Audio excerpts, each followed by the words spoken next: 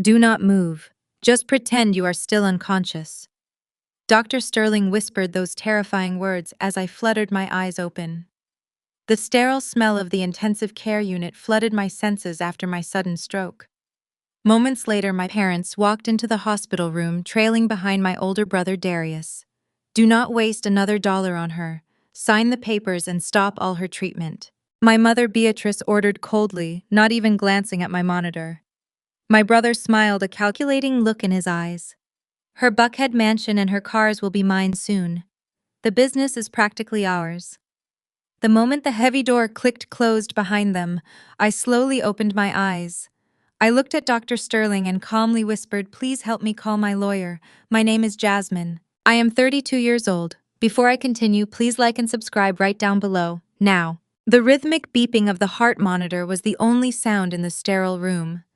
I lay trapped in my own body. My mind was completely awake, sharp and terrified, but my muscles refused to obey a single command. I could not twitch a finger. I could not scream. I could only listen as my mother Beatrice approached the foot of my bed. Her signature floral perfume, usually a comforting scent, now made me want to gag. Beside her stood my father Calvin, a man who had spent his entire life demanding respect while commanding absolutely nothing. He cleared his throat, a pathetic sound of surrender. "It is time to let her go, Beatrice," Calvin said, his voice completely void of any paternal warmth. "She is practically gone anyway. Darius can take over from here. Darius is the man of the family. He knows how to handle the assets." I wanted to spit in his face. Darius was a 35-year-old failure who had bankrupted 3 separate businesses. Meanwhile, I was 32. I had sacrificed my youth, my sleep, and my peace to build a $50 million organic hair care empire right here in Atlanta. I created products for Black women that major retailers fought to stock. I paid off my parents' mortgage. I bought my mother her luxury SUV. I was the very reason they were standing in a private top-tier medical facility instead of a public ward. Yet to my father, I was just a walking bank account. In his eyes, wealth belonged in the hands of men. My success was merely a temporary holding account until his golden boy was ready to claim it. I heard the rustle of papers. It was the distinct, crisp sound of legal documents being shuffled onto a clipboard. "Sign right here on the dotted line," my mother instructed coldly. "This do not resuscitate order needs both of our signatures. The hospital administration said if she does not show brain activity by tomorrow morning, they will unhook the machines. We just need to give the authorization." I felt a cold tear slide down my cheek, slipping silently into my hairline. They were not just abandoning me, they were actively executing me. My own flesh and blood were signing my death warrant so they could liquidate my life's work. The sheer, unadulterated cruelty of it paralyzed me worse than the stroke ever could. I heard the scratch of the pen against the paper.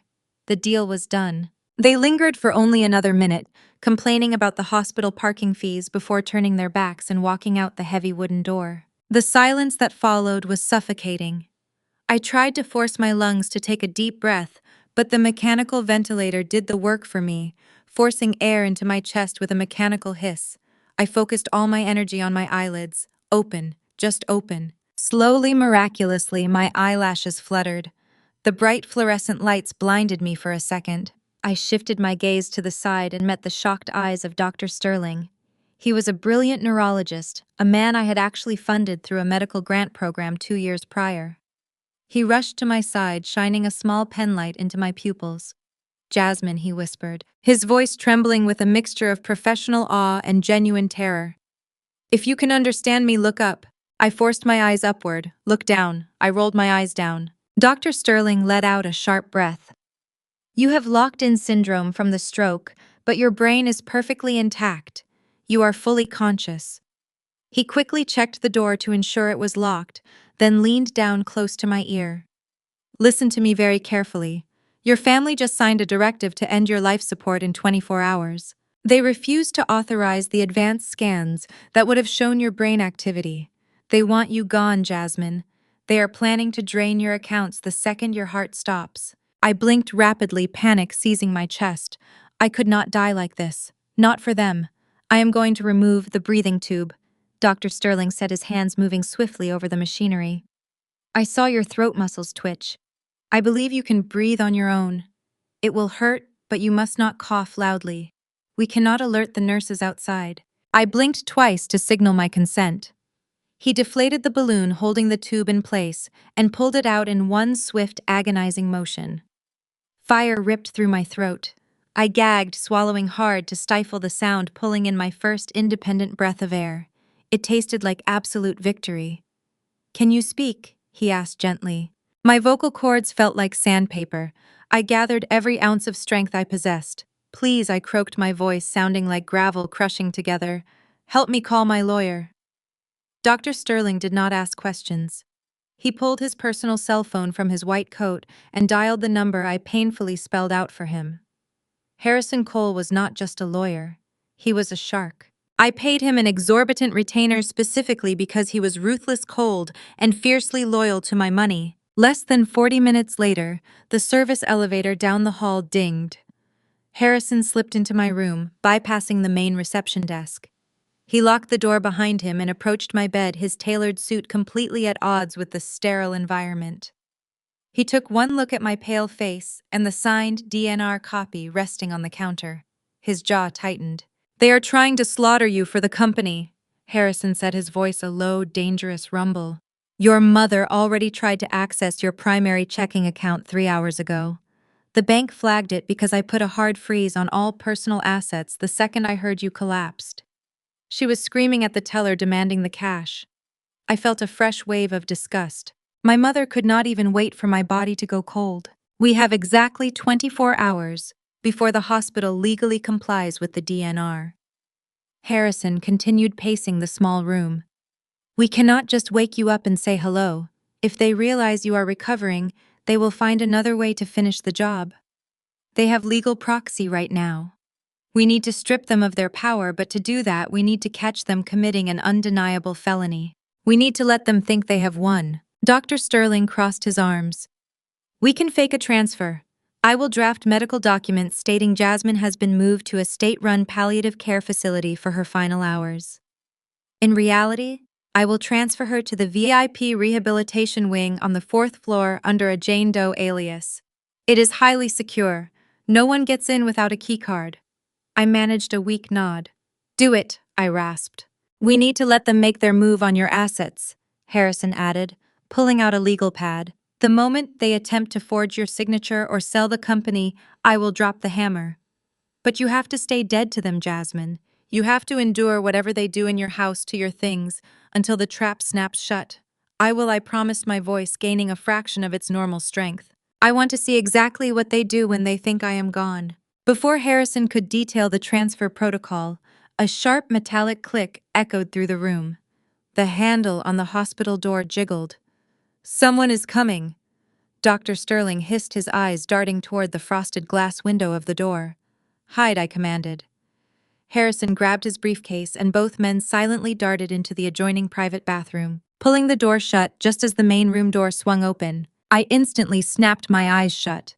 I let my jaw go slack. I slowed my breathing, perfectly mimicking the comatose state I had been in hours earlier.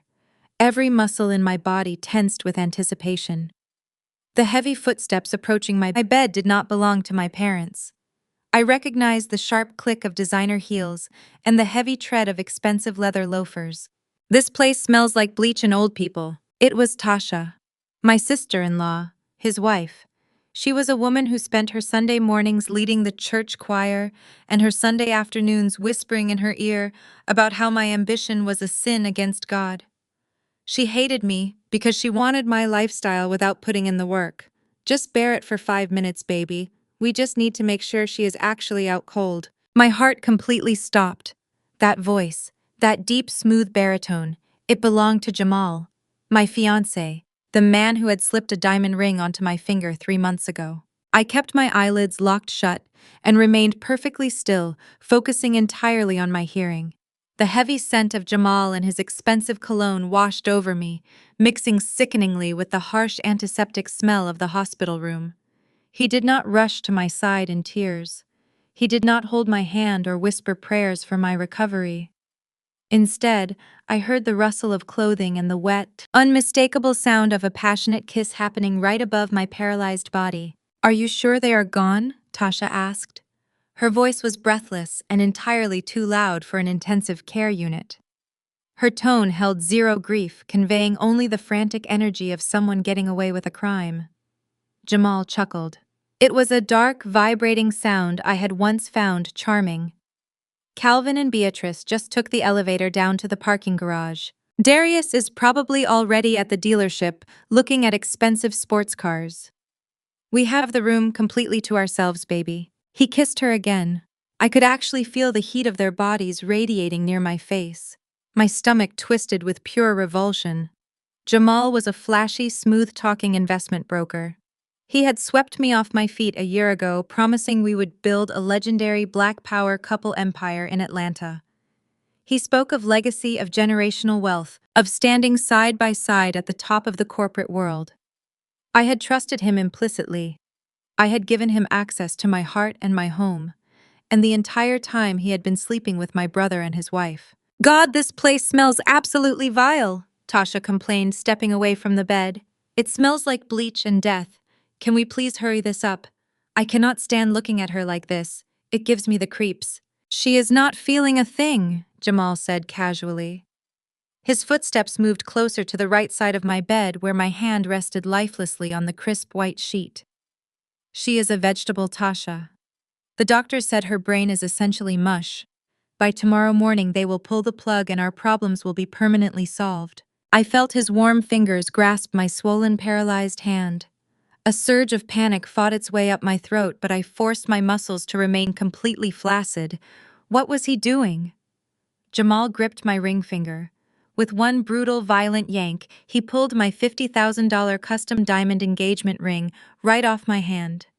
The friction burned my skin, leaving a raw, etching ring of fire around my knuckle. I did not flinch. I did not make a single sound. "Here," Jamal whispered. His voice dripped with sinister affection. "Try it on. It looks infinitely better on you anyway."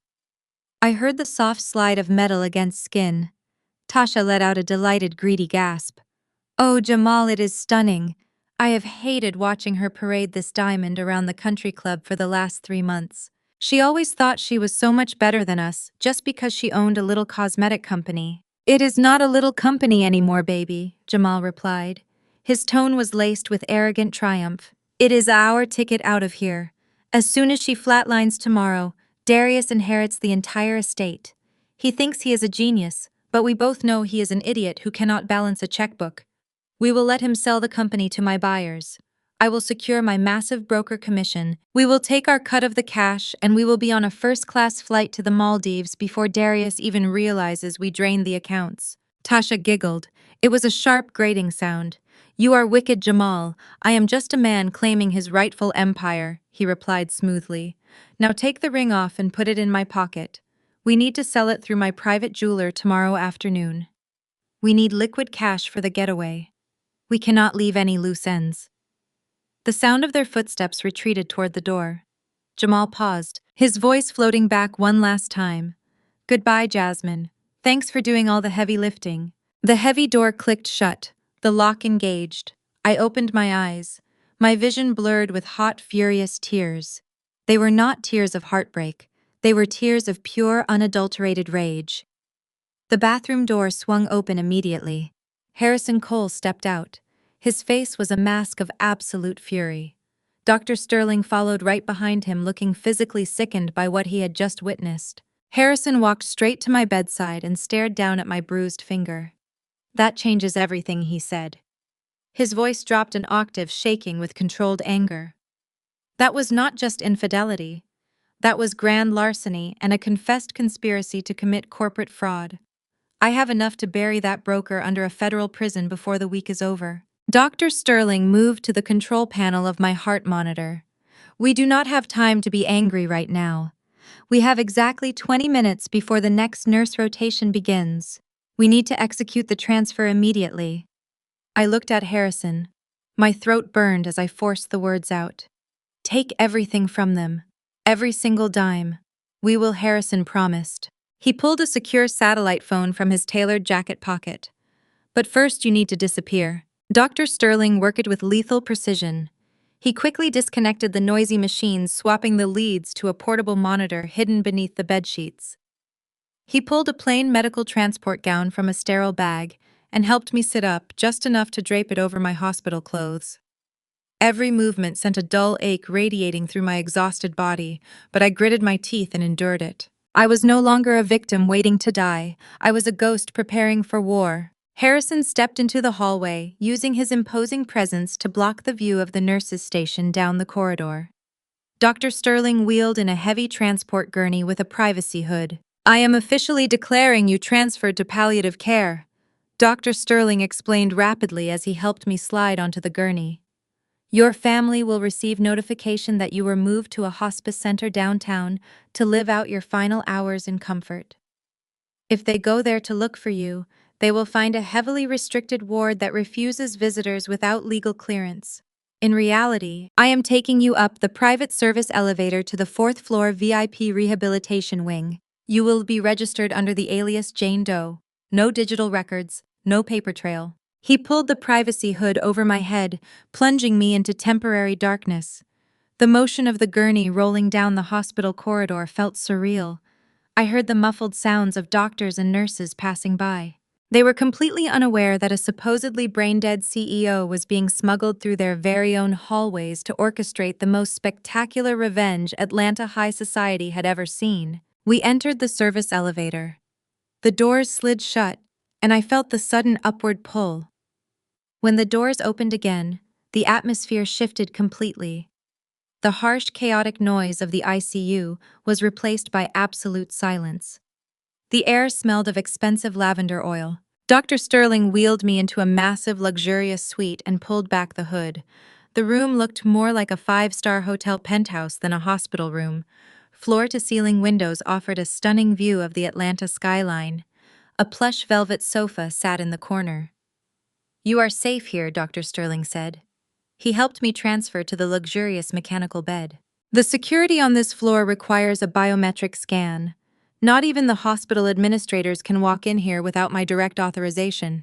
Harrison placed his briefcase on the desk and opened his laptop. "I am initiating the hard lock on your corporate accounts. Your father and Darius will hit a titanium wall when they try to move the company funds tomorrow morning. But Jasmine, we have a massive problem. They still have the legal power of attorney. If they find a corrupt buyer willing to bypass standard escrow protocols, they could legally sell your company for pennies on the dollar and walk away with the cash." "Let them try," I whispered. My voice grew stronger. "I want them to sign the fraudulent sale documents. That is federal wire fraud." Harrison smirked. "You want to let them walk right into a federal trap?" "Exactly," I replied. Dr. Sterling interrupted. "Jasmine, I need to run a comprehensive toxicology screen." He drew blood and left for his lab. An hour later, he walked back in his face pale, holding a report. "Jasmine," he said, his voice shaking with absolute horror as he looked down at the sterile printed page. "Your stroke was not natural. You were poisoned." Dr. Sterling walked back into the VIP suite with a heavy tread, his face pale and ashen under the warm lighting of the room. He held a thin stack of printed paper in his trembling hand. Harrison Cole looked up from his laptop, instantly sensing the severe shift in the atmosphere. The lawyer stopped typing, his eyes narrowing as he demanded to know what was wrong. Dr. Sterling bypassed Harrison entirely, walking straight to the side of my bed. His eyes locked onto mine with a heavy mixture of profound sorrow and absolute horror. He held out the toxicology report. "Jasmine," he said, his voice wavering unsteadily as he looked down at the sterile printed page. "Your stroke was not natural. It was not caused by stress or a random aneurysm. You were poisoned." A cold wave of shock crashed over my chest, momentarily stealing the breath I had just fought so hard to reclaim. Poisoned. The word echoed in the silent penthouse suite, stripping away any lingering disbelief I had about the depths of my family's malice. They hadn't just signed a DNR and crossed their fingers for a medical tragedy. They had actively orchestrated it. I forced my vocal cords to cooperate, my voice, sounding harsh and brittle in the quiet room. "Find out what they gave me." I ordered, the fury inside me igniting a fierce, steady burn. Dr. Sterling adjusted his glasses, his eyes scanning the detailed breakdown of the lab results. "It is a synthetic, highly potent heart stimulant," he explained, his voice tight with professional outrage. "In small doses, it artificially spikes the blood pressure and accelerates heart rate to dangerous levels. In a high-stress environment, like a board meeting or a major corporate presentation, it induces a massive catastrophic stroke. It is virtually untraceable in standard autopsies because it mimics natural cardiovascular failure. They didn't just want you incapacitated, Jasmine. They engineered your execution." The realization hit me with the force of a physical blow. My mother Beatrice and my brother Darius hadn't merely been waiting for me to fail, they had scheduled my demise to coincide with my professional peak. I refused to let grief or shock paralyze me a second time. I turned my burning gaze toward Harrison. "I need receipts," I said, my voice dropping an octave into a dangerous, calculated register. "Access the cloud backup of the security cameras at my Buckhead mansion. I want every single second of footage from the morning of my stroke." Harrison didn't hesitate. His fingers flew across his keyboard, bypassing corporate firewalls, to access the private residential surveillance network. Within moments, the high-definition video feed filled his laptop screen, glowing brightly in the dim room. We fast-forwarded through the early morning hours until we reached 7:30 a.m., just an hour before I left for the office. The camera angle captured my pristine marble-tiled kitchen in vivid detail. A moment later, the back door opened, and Beatrice walked in, followed closely by my sister-in-law, Tasha. They thought they were completely alone. On the screen, Beatrice opened my refrigerator, pulled out a glass jar containing the ingredients for my daily organic green smoothie, and set it on the counter. She then reached into her designer handbag and pulled out a small, unlabeled amber vial. With chilling composure, she popped the top off the vial and coldly emptied several crushed pills into a silver spoon, grinding them into a fine, powdery dust. With a steady hand, she stirred the deadly powder directly into my smoothie, ensuring it dissolved completely. Beside her, Tasha leaned against the island, sipping coffee and watching the murder unfold with a wide, approving grin. As Beatrice capped the empty vial and tucked it back into her bag, Tasha let out a sharp, cruel laugh. The audio feed picked up their voices with crystal clarity. "Drink up, big sister." Tasha sneered into the empty room on the recording. "This is going to make your heart explode right in the middle of your board meeting, and Darius and I will finally get the life we deserve." I stared at the screen, watching my mother casually wipe down the counter, as if she had just made a cup of afternoon tea, completely devoid of human conscience or remorse. The evidence of premeditated murder was laid bare before us, captured in 4K resolution. Harrison reached out and hit a button, instantly downloading the video file to an encrypted flash drive and sending a redundant copy to a secure federal server. "That is a first-degree murder charge with special circumstances," Harrison stated, his voice flat and lethal. "We have them dead to rights. They cannot wiggle out of this with fancy lawyers or family excuses. This is hard prison time." Before I could formulate my next command, a sudden alert chimed loudly from Harrison's laptop. A secondary monitoring software we had installed on my personal devices pinged with a high-priority notification. Harrison clicked on the alert, his eyes widening as he read the incoming data stream. "What is it?" I demanded, sitting up slightly against the plush pillows. "Your Buckhead mansion," Harrison muttered, typing furiously to pull up a secondary security feed. "Someone just triggered the motion sensors in your private home office." He switched the display to the interior camera overlooking my study.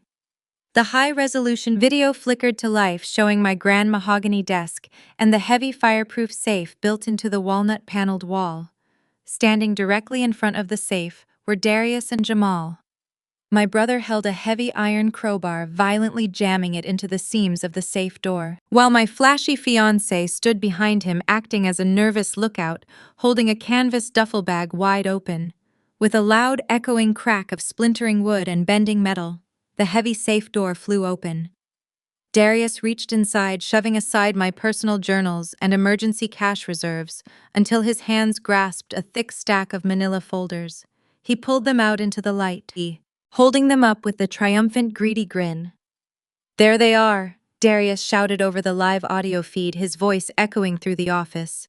The original legal deeds and controlling share certificates to Jasmine's entire empire. We found them. I watched the high-definition screen in absolute silence as Darius greedily held up the legal deeds to my $50 million empire. His hands were visibly shaking with pure, unadulterated greed. Next to him, Jamal let out a sharp, triumphant laugh that made my sickened stomach churn. My flashy, deceitful fiancé stepped forward and cleared the remaining papers off my grand mahogany desk with one violent sweep of his arm.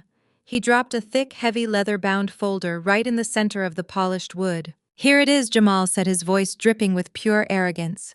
"The fully forged power of attorney. I had my absolute best guy in the legal department draft it yesterday.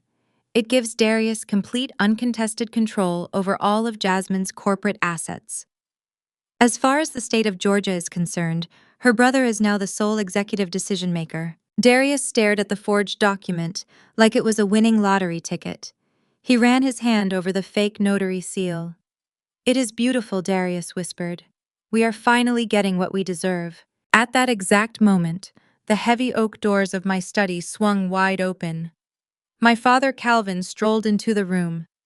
He walked straight over to my private bar cart, picked up a crystal decanter containing my most expensive rare bourbon, and poured himself a massive glass. He took a long sip, letting out a satisfied sigh as he looked around my luxurious office. "It is about time," Calvin muttered, swirling the amber liquid in his glass. "A woman has no business hoarding this kind of wealth anyway. It disrupts the natural order of things. Now Darius will finally have the capital to be the true man of the house. He can build a real legacy." I lay in my hospital bed staring at the bright screen of Harrison's laptop. The utter betrayal should have shattered my heart into a million pieces. Instead, the poison in my veins seemed to freeze my emotions completely. I felt no sorrow. I felt no grief for the family I was losing. I only felt a cold, calculating determination to destroy them. Harrison clenched his fists so tightly his knuckles turned white. He reached into his pocket for his phone. "I am calling the federal authorities right now," he growled. "I am sending the police to your mansion to arrest them for breaking and entering, forgery, and corporate espionage. We have the video evidence. We can end this tonight." "Stop," I rasped, my throat still burning from the removed breathing tube. I forced my hand to move, resting my stiff fingers over his phone. "Do not call anyone." Harrison stared at me in disbelief. "Jasmine, they are actively stealing your company. They are holding the keys to your entire life." "I know exactly what they are doing," I said, my voice gaining a raw, dangerous edge. "If you arrest them now, they get a slap on the wrist for forgery. They will hire expensive defense lawyers and claim they were just trying to secure the business during a family medical emergency. They will play the victim. I do not want them arrested for a simple break-in. I want them to commit federal wire fraud. I want them to initiate a hostile takeover so deep they can never escape the consequences." On the surveillance feed, Jamal opened his laptop and connected it to my secure network. "I already contacted the buyers," Jamal announced to my father and brother. "Global beauty conglomerate is willing to bypass the standard 30-day escrow holding period if we give them a massive discount. They know Jasmine would never sell her brand to them, so they are eager to close this backdoor deal before anyone catches on. They offered $10 million in pure untraceable cash." "10 million," Darius repeated, his eyes going wide with desperate hunger. He was a man who had never earned a single honest dollar in his life, and now he was salivating over the chance to steal my empire for a fraction of its actual worth. Calvin nodded approvingly, taking another sip of my bourbon. "10 million is more than enough to set up a new investment firm for your brother Jamal. We will divide it up.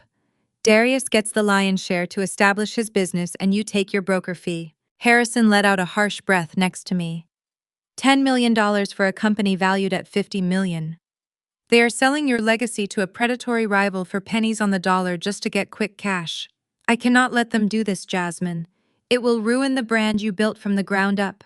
They are not selling it to a rival conglomerate, I whispered, a dark smile slowly forming on my lips. They are selling it to me. Harrison paused, his sharp legal mind instantly catching up to my strategy.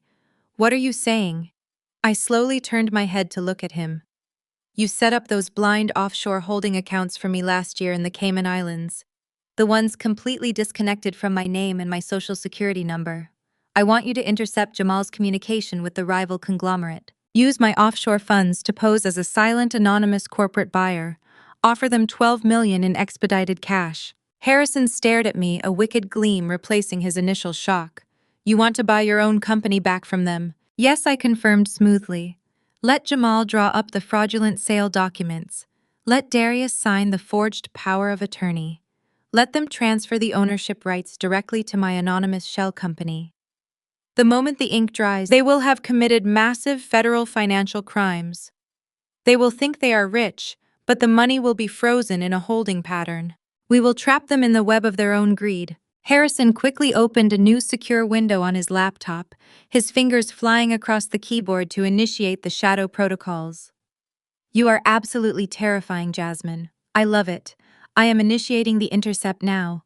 We will funnel their emails through our encrypted server. Jamal will think he is talking to the conglomerate executives, but he will actually be negotiating directly with me. I turned my attention back to the security feed. In my office, Jamal was typing furiously, his face illuminated by the harsh glow of his laptop screen. Tasha had just walked into the room, draped in my expensive silk robe, wrapping her arms around Jamal's shoulders. Is it done yet, baby? Tasha purred, completely ignoring my father and brother in the room. Are we rich? Almost, Jamal replied, clicking a final key.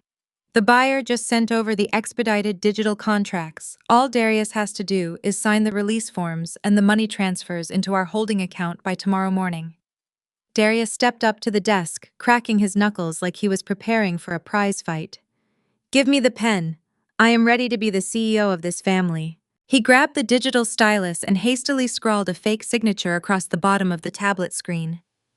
The progress bar on Jamal's laptop began to load, flashing a bright green color that illuminated their greedy faces. Calvin raised his glass in a silent toast to his fraudulent son. Suddenly, a harsh, blaring red error message filled the screen. An aggressive buzzing sound echoed from the computer speakers. Jamal jumped back, his eyes darting frantically across the text. What is it? What went wrong? Darius demanded, panic instantly replacing his arrogant swagger. Jamal frantically clicked his mouse, trying to bypass the security block. There is a secondary biometric firewall, Jamal said, his voice rising in pitch. Jasmine set up a hard lock on the final escrow release.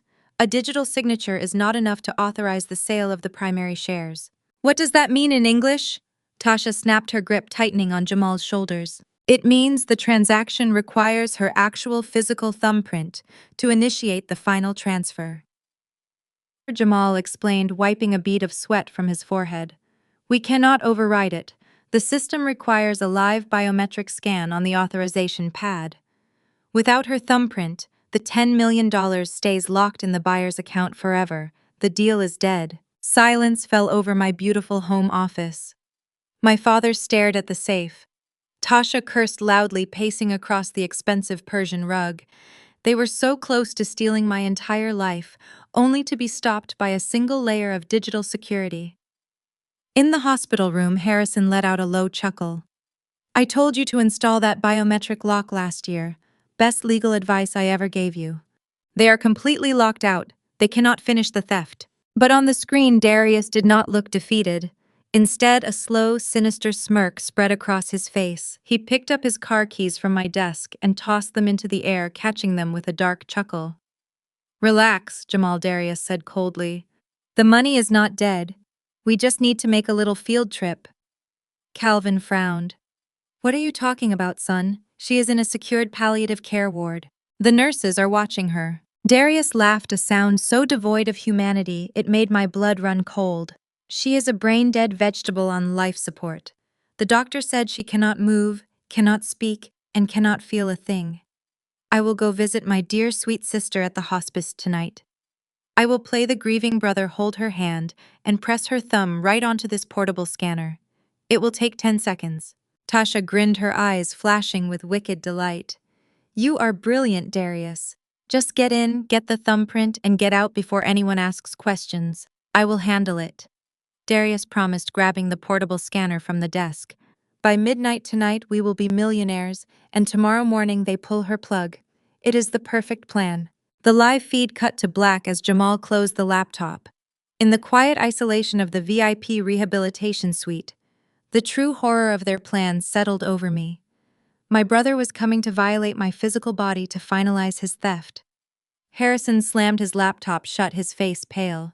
Jasmine, we cannot let him near you. We have to call security. I flexed my fingers against the crisp hospital sheets. The paralysis was slowly fading, replaced by the burning fire of absolute vengeance.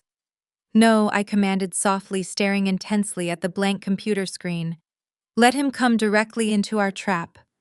We are going to give my greedy brother exactly what he wants, and it will be his absolute undeniable undoing tonight. The transition from a luxury penthouse rehabilitation suite into a depressing state-run hospice room took exactly 45 minutes. Dr. Sterling moved with the frantic but calculated precision of a seasoned combat medic. He rolled my plush mechanical bed into the adjoining storage closet, replacing it with a stiff, narrow metal cot he had smuggled up from the basement holding area. Harrison Cole stripped the expensive silk curtains from the floor-to-ceiling windows, leaving only the harsh, bare blinds drawn tight against the Atlanta night sky. They wheeled away the state-of-the-art biometric scanners and the customized vital monitors. In their place, Dr. Sterling dragged in a dusty, outdated heart monitor that emitted a weak, pathetic beep every few seconds. I sat in a wheelchair in the corner watching them dismantle my sanctuary. The poison in my system still made my limbs feel like lead, but the burning fire in my chest gave me a terrifying surge of adrenaline.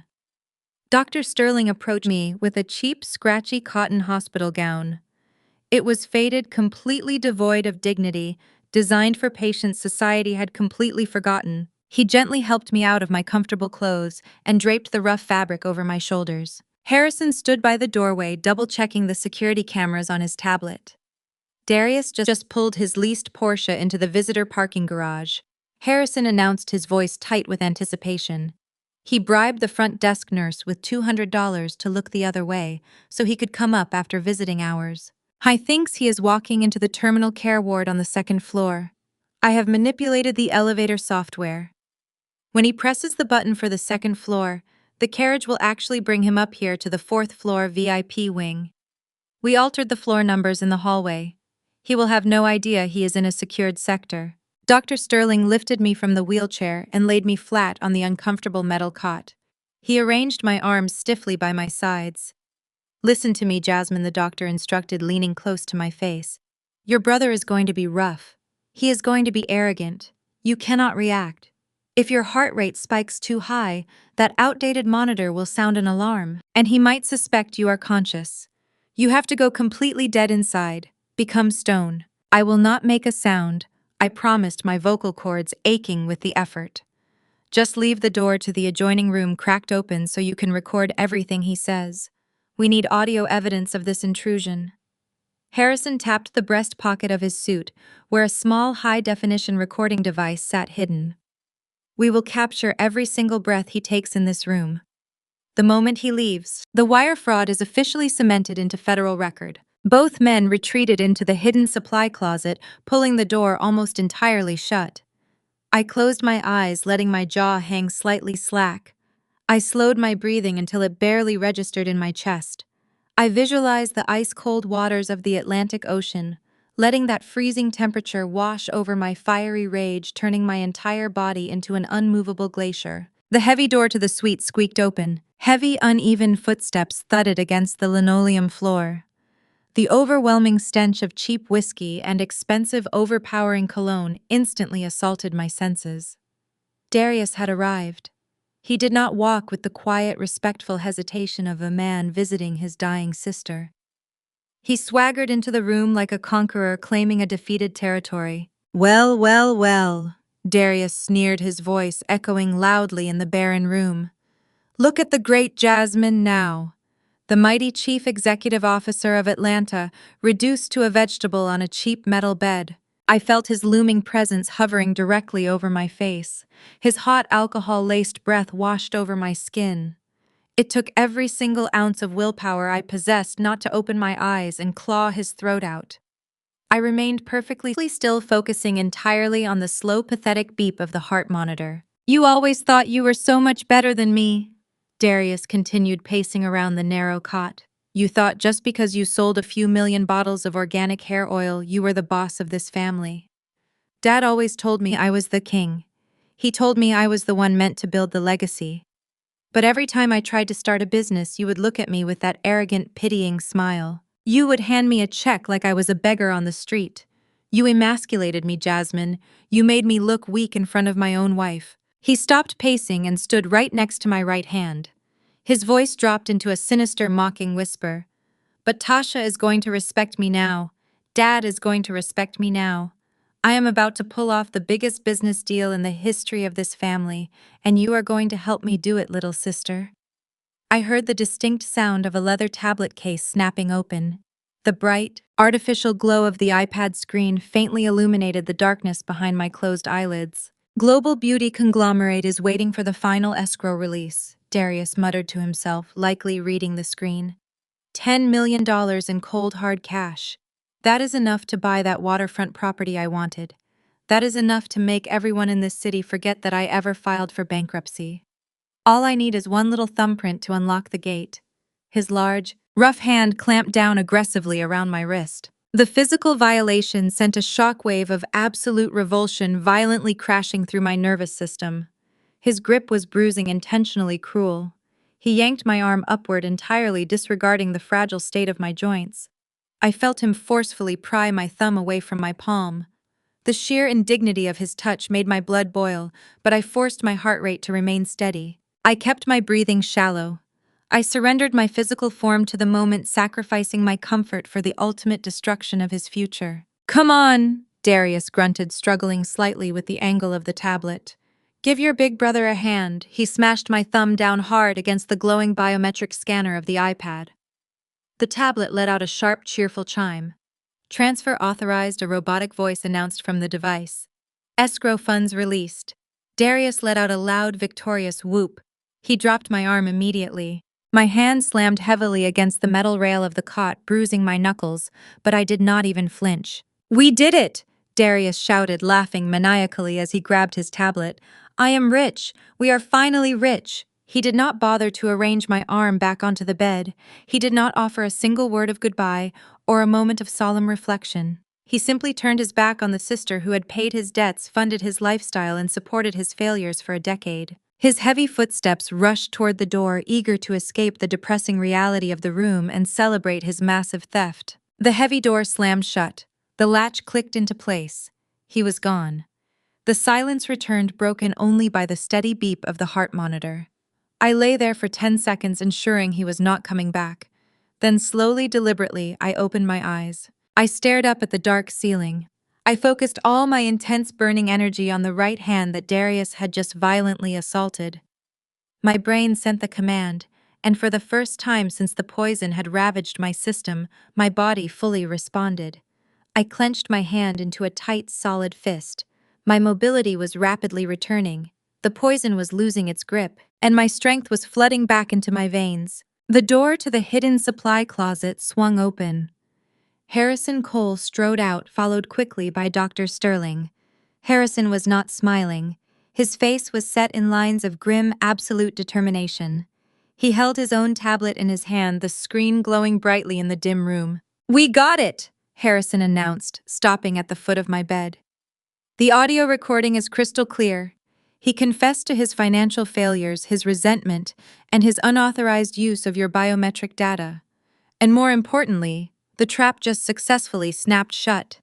He turned the tablet around so I could see the screen. It displayed my newly established offshore holding account in the Cayman Islands. The $10 million just cleared the escrow barrier, Harrison explained, his voice low and fast. The funds have been successfully deposited directly into Darius's personal bank account. As of this exact second, your brother believes he is a multi-millionaire. He thinks he just sold your $50 million empire to a rival conglomerate. He does not realize that the anonymous buyer was actually you using your own offshore money. I let out a sharp, triumphant breath. So the wire fraud is complete. It is fully complete, Harrison confirmed. They have crossed the point of no return. The federal government considers this a massive coordinated financial crime. Jamal's digital signature is on the fraudulent contract. Darius's physical location is tied to the biometric theft, and your father's signature is on the forged power of attorney. We have them all locked in a federal cage. Dr. Sterling stepped forward, looking incredibly relieved but also deeply concerned. We need to get you out of this cheap gown and back into the secure recovery bed. You need intensive physical therapy starting tomorrow morning if you want to be walking within 2 weeks. I am ready, I said, pushing myself up onto my elbows. My muscles screamed in protest, but I ignored the pain completely. I want to ruin them. I want to strip them of every single thing they value. Harrison cleared his throat, his expression suddenly darkening. He pulled a second phone from his pocket. Jasmine, you need to see something else before we move you. While Darius was in here stealing your company, your mother was busy handling the public relations side of their operation. What did Beatrice do now? I demanded, gripping the metal rail of the cot. Harrison handed me the phone. The screen displayed my mother's personal Facebook page. It was a post uploaded exactly 5 minutes ago already, garnering hundreds of likes, crying emojis, and sympathetic comments from the Atlanta elite church members and local politicians. I read the words on the screen, my blood turning to absolute ice, with a completely shattered heart and profound grief. The post began, accompanied by a beautiful, professionally taken photograph of me, smiling at a charity gala last year. We must announce that our beloved daughter Jasmine has passed away this evening, following complications from a sudden stroke. She went peacefully, surrounded by the love of her family. We ask for privacy during this devastating time. Details regarding her memorial service and the future of her incredible company will be shared soon. I stared at the glowing screen. They had not just stolen my company. They had officially wiped me from existence. They were asking for sympathy and attention while simultaneously dancing on what they believed was my grave. They declared me dead. I whispered, a dark, dangerous smile slowly curling the edges of my lips. Harrison took the phone back. Beatrice filed the electronic claim for your $5 million life insurance policy 3 minutes after making that post. They are trying to liquidate your entire existence before the sun comes up. Let them mourn, I said, swinging my legs over the edge of the metal cot. Let them throw a massive party with their stolen frozen money. Let them stand in front of the whole city and cry their fake tears.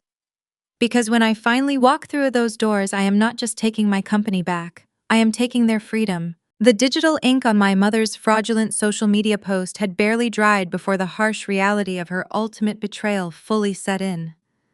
Beatrice did not just declare me dead to the world to gather cheap sympathy from her country club friends. She did it to trigger the immediate payout on my $5 million executive life insurance policy from the sterile, highly secured safety of my VIP recovery suite. I watched her orchestrate my complete erasure with horrifying calculated efficiency. Harrison Cole monitored the complex financial web from his laptop as Beatrice filed the fraudulent death certificate, a counterfeit document swiftly secured through my father's shady political connections in the city. They were legally erasing my entire existence just to feed their insatiable, bottomless greed. Meanwhile, my physical reality was an agonizing daily battleground. The lethal synthetic stimulant they used to poison me had severely damaged my neurological pathways. Reclaiming my mobility required grueling, bone-breaking physical therapy that tested every ounce of my sanity. Every single morning, long before the Atlanta sun rose over the glittering skyline, Dr. Sterling and a trusted team of private therapists pushed my body to its absolute limits. I had to painfully relearn how to balance my own weight, how to grip a simple glass of water without dropping it, and how to stand tall without my knees violently buckling beneath me. The pain was blinding, sharp, and constant. My muscles screamed in relentless protest, aching with a profound, consuming fire that made me want to collapse onto the linoleum floor and give up completely. But I absolutely refused to shed a single tear. I refused to let their cowardly poison win. Every time my legs threatened to give out during a walking drill, I forced myself to stare directly at the encrypted tablet screen, securely mounted on my rehabilitation parallel bars. The live security feeds from my Buckhead mansion provided all the dark, twisted fuel I desperately needed to keep pushing forward. I watched them brazenly hijack my life, and that pure, unadulterated rage became my ultimate driving painkiller. I focused my mind entirely on the absolute destruction I was meticulously planning for each and every one of them. The surveillance footage from my home revealed a sickening nightmare unfolding in real time. Tasha wasted absolutely no time claiming my territory as her own. Less than 48 hours after my supposed death, she officially moved her cheap belongings into my luxurious primary master suite. Through the high-definition hidden cameras, I watched my sister-in-law tear through my custom walk-in closet like a starving, desperate scavenger. She aggressively stripped the protective covers off my bespoke designer dresses, carelessly tossing my expensive imported silk blouses onto the hardwood floor like useless rags. She strutted proudly in front of my full-length vanity mirror, wearing my exclusive couture gowns, posing with a sickening sense of unearned entitlement. She thought she had finally become the queen of the castle. But the disgusting violation did not stop at my wardrobe. Tasha quickly transformed my peaceful, meticulously designed sanctuary into a chaotic playground for her personal vanity. She hosted wild, raucous parties in my grand living room, inviting her shallow, opportunistic friends to drink my rare vintage wine collection and carelessly spill expensive dark liquor on my pristine imported rugs. While Tasha parroted around my beautiful home playing the role of the wealthy, grieving relative, my brother Darius was nowhere to be seen.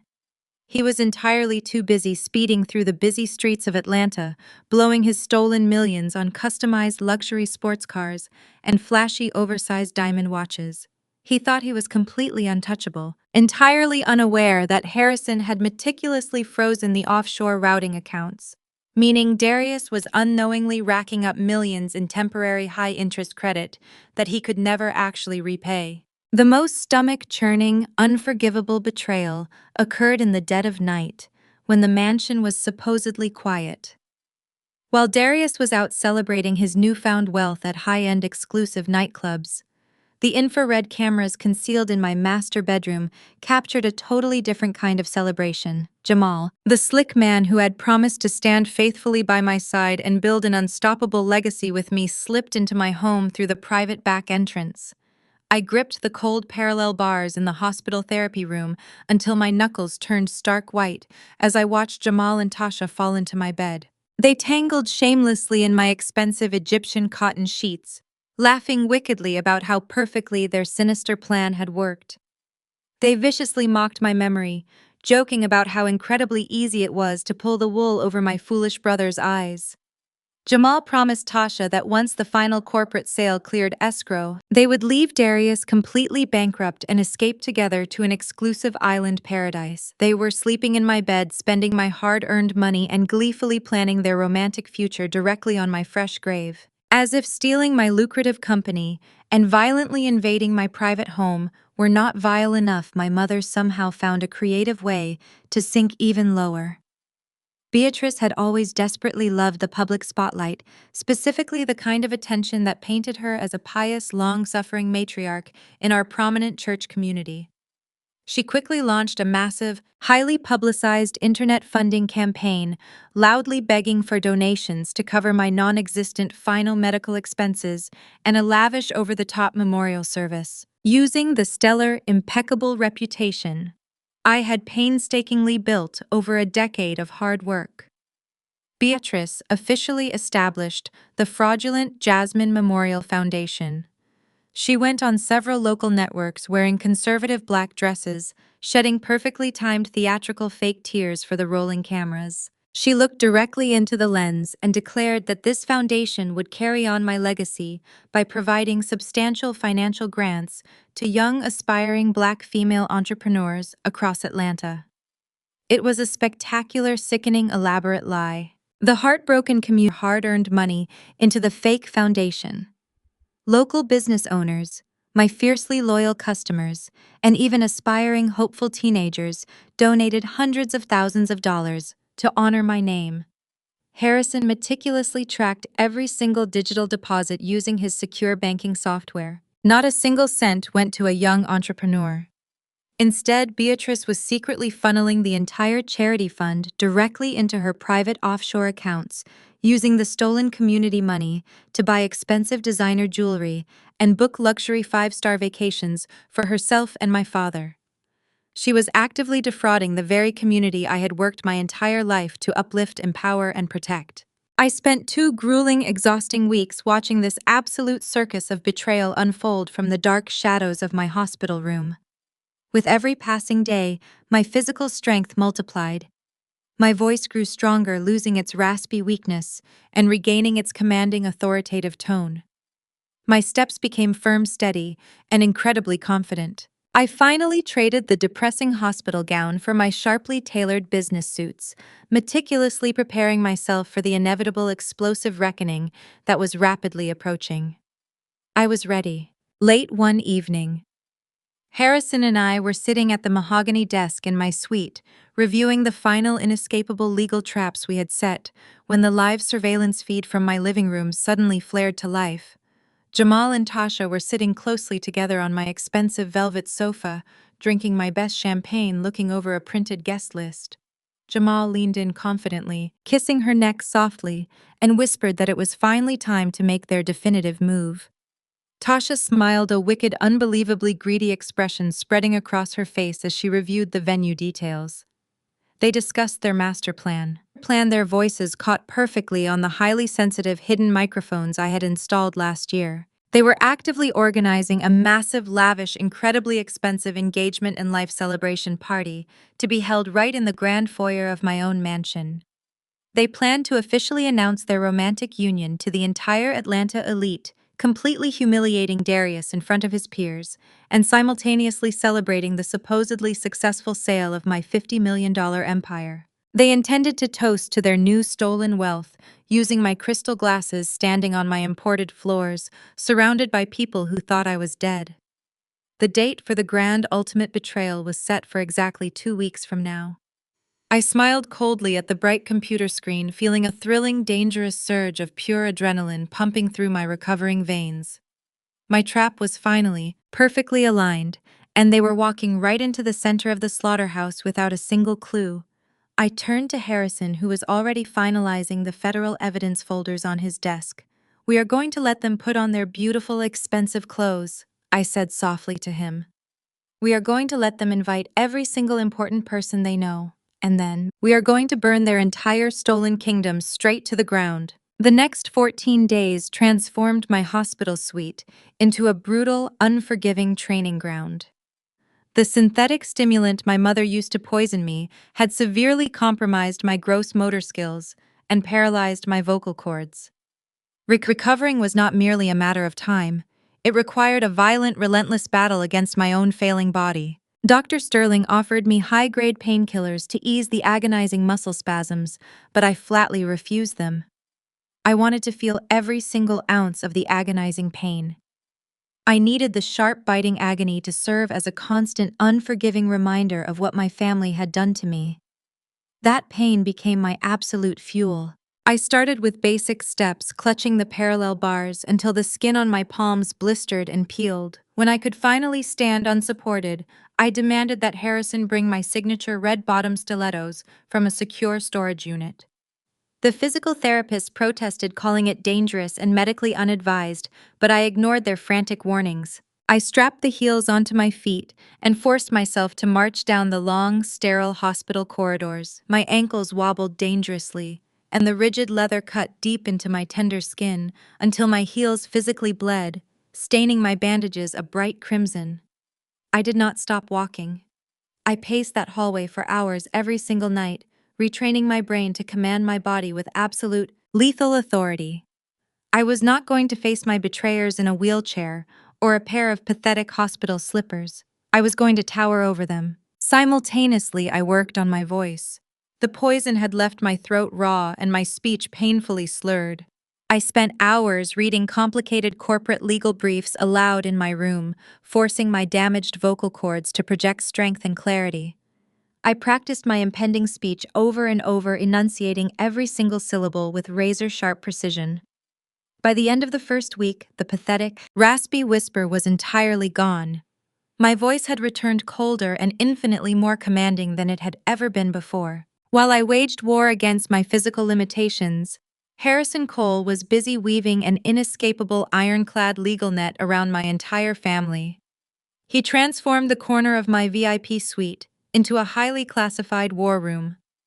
Harrison meticulously finalized the complex digital traps we had set using my offshore holding accounts. He froze the dummy shell company that now legally held the $10 million from the fraudulent corporate sale. Darius and Beatrice currently felt like absolute royalty.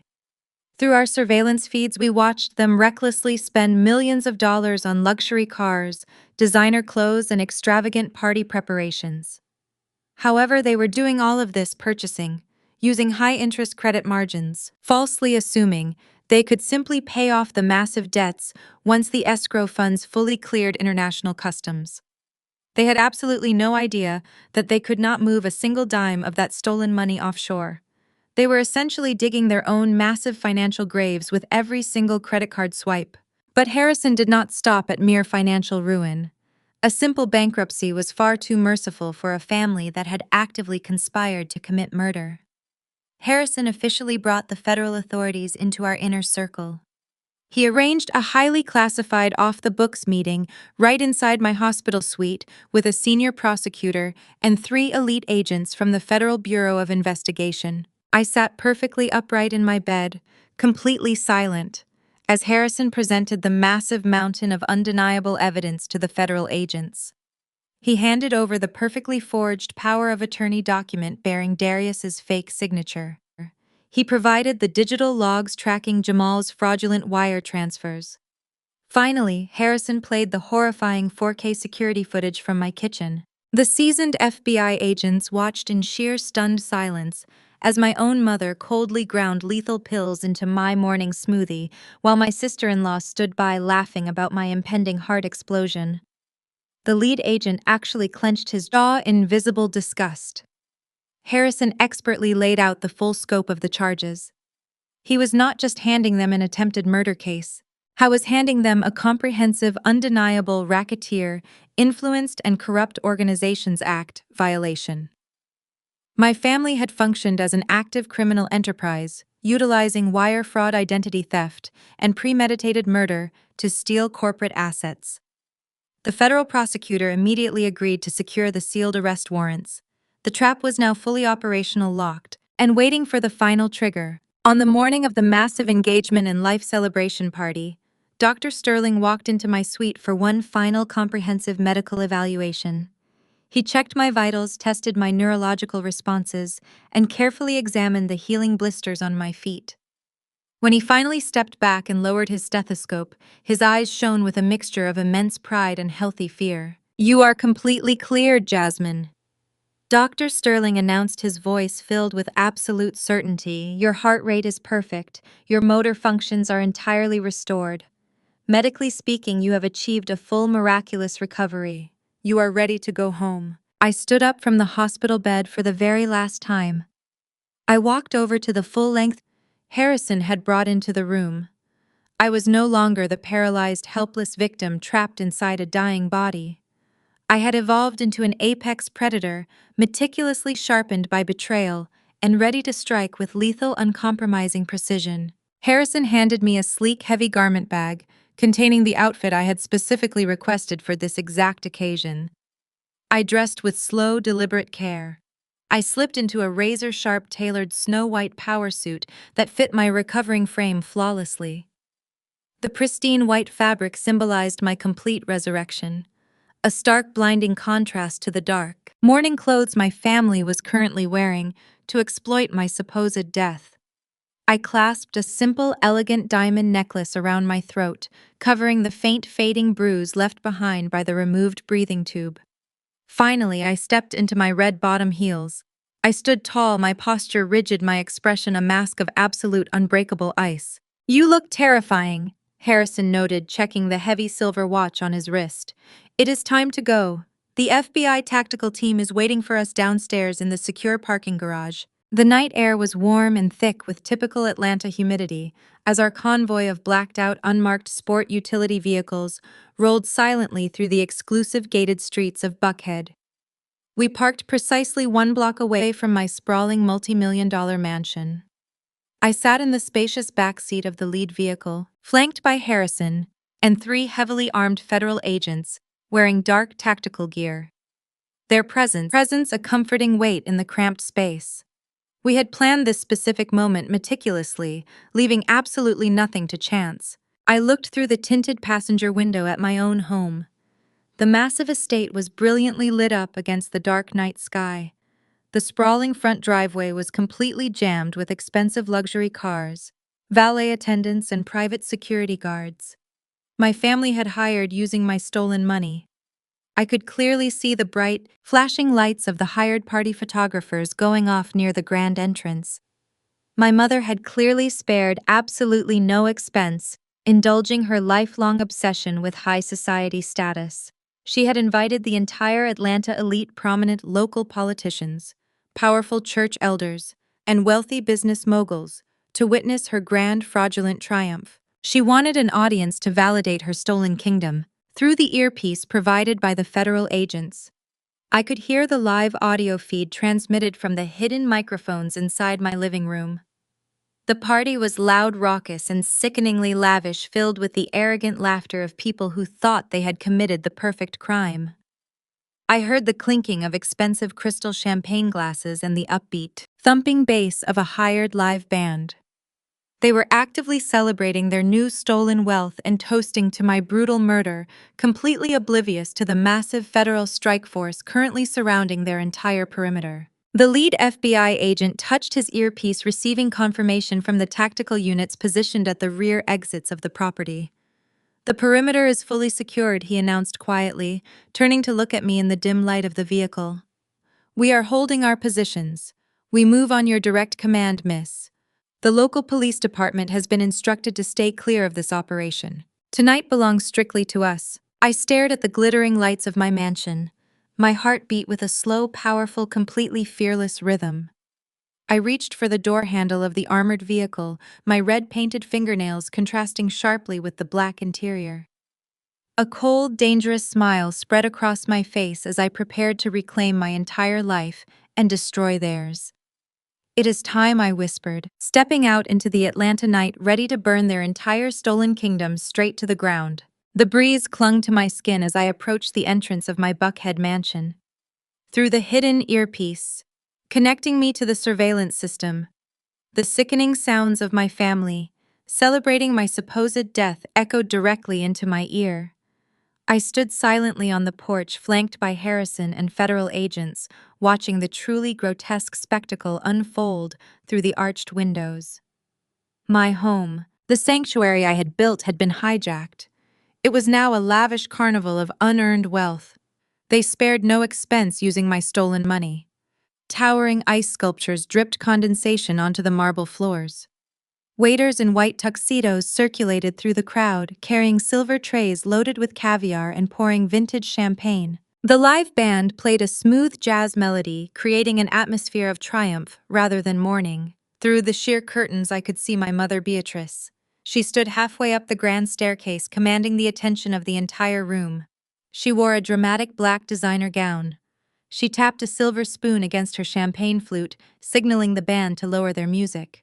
The dull hum of wealthy politicians and corporate moguls quieted down, turning their eager faces upward to listen to the grieving matriarch. "Thank you all for coming tonight," Beatrice announced into the microphone. Her voice wavered with perfectly rehearsed theatrical emotion. She wiped a completely non-existent tear from her eye with a lace handkerchief. "This week has been the darkest, most agonizing period our family has ever endured. Losing our beautiful Jasmine was a tragedy that nearly broke my spirit. But looking around this magnificent room, seeing the support from our community, I know she is smiling down on us." I clenched my jaw so tightly my teeth ached. The sheer audacity of her performance was staggering. She was standing in the very house she tried to steal, wearing jewelry bought with my life insurance policy, weeping fake tears for the daughter she actively poisoned. Jasmine poured her entire soul into her company. Beatrice continued, placing a hand over her heart. She wanted nothing more than to see her brand empower our community and secure our family legacy. That is why it brings my shattered heart so much comfort to announce that her visionary spirit will live on.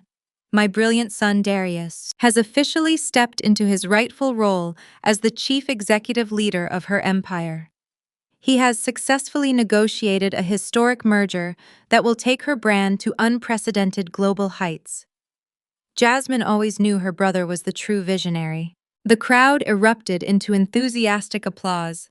I watched Darius puff out his chest, adjusting the lapels of a custom velvet tuxedo jacket he had purchased using the fraudulent escrow deposit. He nodded to the crowd, soaking in their unearned admiration. He actually believed his own lie. He actually believed he had outsmarted me. But the absolute pinnacle of their twisted, nauseating celebration was yet to come. Jamal, the man who had slid a diamond ring onto my finger and promised me forever, stepped up to join my mother on the staircase. He took the microphone from Beatrice, flashing his signature charismatic broker smile. He wore a sharp-tailored burgundy suit completely devoid of any visual mourning. "We have all suffered a profound loss," Jamal told the crowd, his deep baritone voice resonating through the grand foyer. Jasmine was a force of nature. But during this devastating storm, one incredible woman held this entire family together. She was our rock and my personal savior. Tasha, my sister-in-law, stepped forward from the shadows of the upper landing. She descended 2 steps wearing an emerald dress that I recognized instantly. It was a custom couture piece I had ordered for an upcoming awards gala, pulled directly from my private closet. Jamal reached out and took Tasha by the hand. He looked deeply into her eyes, playing the role of the remarkably healed, deeply grateful survivor. "Tasha, you showed me that life must continue," Jamal declared, dropping to one knee right there on the staircase. "You showed me that love can rise from the deepest ashes. Will you do me the absolute honor of becoming my wife?" The ballroom exploded with loud gasps, cheers, and thunderous applause. Tasha squealed in delight, nodding her head vigorously. Jamal slid a massive diamond ring onto her finger. The very same ring he had violently yanked off my paralyzed hand while I lay helpless in the intensive care unit. They embraced, passionately kissing in front of the cheering crowd, basking in the glow of their murderous theft. I looked at Harrison. He gave me a single sharp nod. The federal agent stepped back, clearing my path. I placed my hands flat against the solid oak double doors of my mansion. I channeled every ounce of the excruciating pain, the physical therapy, the terror of waking up paralyzed, and the burning rage of betrayal into my palms. I pushed with explosive, uncompromising force. The heavy oak doors swung open with a deafening crash. The brass handles slammed violently against the interior marble walls, the sound echoing like a gunshot through the cavernous foyer. The live jazz music cut out instantly. The cheering died in the throats of the guests. The entire mansion plunged into a sudden, horrifying, absolute silence. I stepped into the grand foyer. My red Louboutin heels clicked sharply against the marble floor, the sound ringing out like a lethal metronome. I wore my razor-sharp snow-white power suit, immaculate and bright under the crystal chandeliers. My hair was styled to perfection. My makeup was flawless. I did not look like a survivor. I looked like an apex predator stepping into a cage full of trapped prey. Total paralysis swept across the massive room. Over 200 of Atlanta's most powerful citizens froze where they stood, their eyes bulging, their mouths hanging open in sheer disbelief. The sea of wealthy guests frantically parted, stumbling over each other to scramble out of my direct path as I walked toward the grand staircase. The shockwave that hit my family was catastrophic. Beatrice let out a strangled gasp. The crystal champagne glass she was holding slipped through her trembling fingers. It hit the marble floor and shattered into 100 jagged pieces. She grabbed the wooden banister, her face draining of all color until her skin resembled pale, cold wax. She looked as though she was staring directly at a vengeful, terrifying ghost. Down near the bar, my father. Calvin stumbled backward, losing his footing. He scrambled against the wet floor, gripping the edge of the bar counter, his eyes wide with raw panic. Jamal, who was still standing on the staircase holding Tasha's hand, turned the color of ash. His charismatic smile vanished instantly, replaced by a look of sheer suffocating terror. His chest began to heave, his breath catching in his throat as his eyes locked onto mine. He instinctively dropped Tasha's hand, taking a cowardly step backward, retreating until his back hit the decorative wooden railing. Darius completely froze. The arrogant smirk he wore moments ago melted away, exposing the pathetic, frightened little boy he had always been beneath his bluster. His knees physically shook beneath his velvet trousers. He opened his mouth to speak, but not a single sound emerged. The reality of his destruction locked his vocal cords. I did not stop walking. I did not break eye contact with the group of traitors trembling on the stairs above me. I ascended the carpeted steps with slow, measured precision, my posture perfectly rigid, radiating absolute terrifying authority. The crowd below watched in breathless, stunned silence, fully aware they were witnessing something deeply profound and entirely dangerous. I reached the landing where Jamal stood frozen. He was sweating profusely, moisture rolling down his temple, staining his suit collar. His hand was shaking violently, his knuckles white as he desperately gripped the microphone. I stopped right in front of him. I did not blink. I reached out and wrapped my manicured fingers around the metal handle of the microphone. I pried it slowly, forcefully out of his sweaty, trembling grip. He released it without a fight, shrinking away from my proximity as if my very presence would burn him alive. I turned my back on the man who planned to build his empire on my grave. I looked at my mother, who was hyperventilating against the banister. I looked at Darius, clutching his chest in sheer panic. I looked at Tasha, frantically trying to hide her stolen diamond ring behind her back. Finally, I turned to face the silent crowd of guests, staring up at me from the foyer floor. I raised the microphone to my lips.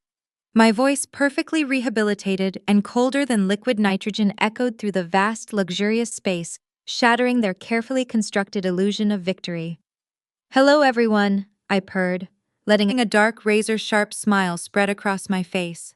"I hear there has been a death in the family." The silence in the grand foyer was absolute and heavy. Over 200 guests held their collective breath, their eyes darting rapidly between my pristine white power suit and the trembling, horrified figures of my family clustered on the grand staircase. I stood perfectly still, letting the sheer weight of my unexpected presence crush the remaining oxygen out of the luxurious room. My mother, Beatrice, looked as though her dark soul had forcefully evacuated her body. My father, Calvin, remained frozen by the custom ice sculpture, his knuckles stark white against the polished wood of the bar. Darius and Jamal looked like condemned men standing on the gallows, watching the executioner casually check the hinges of the trapdoor. I did not yell. I did not raise my voice or shed a single tear. Emotional outbursts were for people who lacked leverage, and tonight I held every single card in the deck. I operated with an absolute terrifying calm that seemed to unnerve them more than any screaming match ever could. I looked directly at Jamal, who was sweating so profusely his expensive burgundy suit collar was completely soaked through. "I hear there has been a death in the family." I repeated, my voice smooth and lethal, echoing through the mansion's surround sound speakers. But as you can clearly see, reports of my demise were greatly exaggerated. It seems my miraculous recovery has put a slight damper on your engagement celebration. I raised my hand and snapped my fingers. The sharp, echoing sound cut through the silence like a whip. Harrison Cole stepped out of the shadows, looking every inch the ruthless corporate shark I paid him to be. He walked with deliberate, predatory slowness toward the mansion custom projection system that Jamal had rented with my stolen funds. Harrison pulled a sleek silver flash drive from his tailored jacket pocket and plugged it directly into the main console. A massive digital screen lowered from the ceiling, towering over the grand staircase where my treacherous family stood trapped. The wall lit up with blinding clarity. The first image was a high-resolution scan of the fraudulent power of attorney document, complete with the fake notary seal and Darius' hastily forged signature. A collective gasp rippled through the crowd of Atlanta elite as they recognized the official corporate letterhead of my organic haircare empire. "Allow me to guide you through the real reason for tonight." "Lavish gathering," I announced, stepping to the center of the foyer, so every guest had a clear, unobstructed view. "What you see on the screen behind my deeply devoted family is a completely forged legal document. My brother Darius, a man whose only notable achievement is filing for bankruptcy 3 separate times, decided he was tired of asking me for handouts to fund his lavish lifestyle. So he decided to simply steal my entire $50 million company out from under me. Darius opened his mouth to speak, but only a pathetic strangled squeak escaped his tight throat. I clicked the remote in my hand. The massive screen transitioned to a side-by-side comparison. On the left, the fraudulent signature. On the right, a high-definition security image of Darius standing in my dimly lit hospital room. When I suffered my stroke, I was completely paralyzed. I explained my tone conversational as if discussing the mild weather. I suffered from a rare condition called locked-in syndrome. I could hear and see everything happening around me, but I could not move a single muscle. My family generously decided to end my life support rather than pay for my rehabilitation, but they ran into a slight problem with their theft. The final escrow release for the sale of my company required a live biometric thumbprint. The crowd murmured in absolute horror.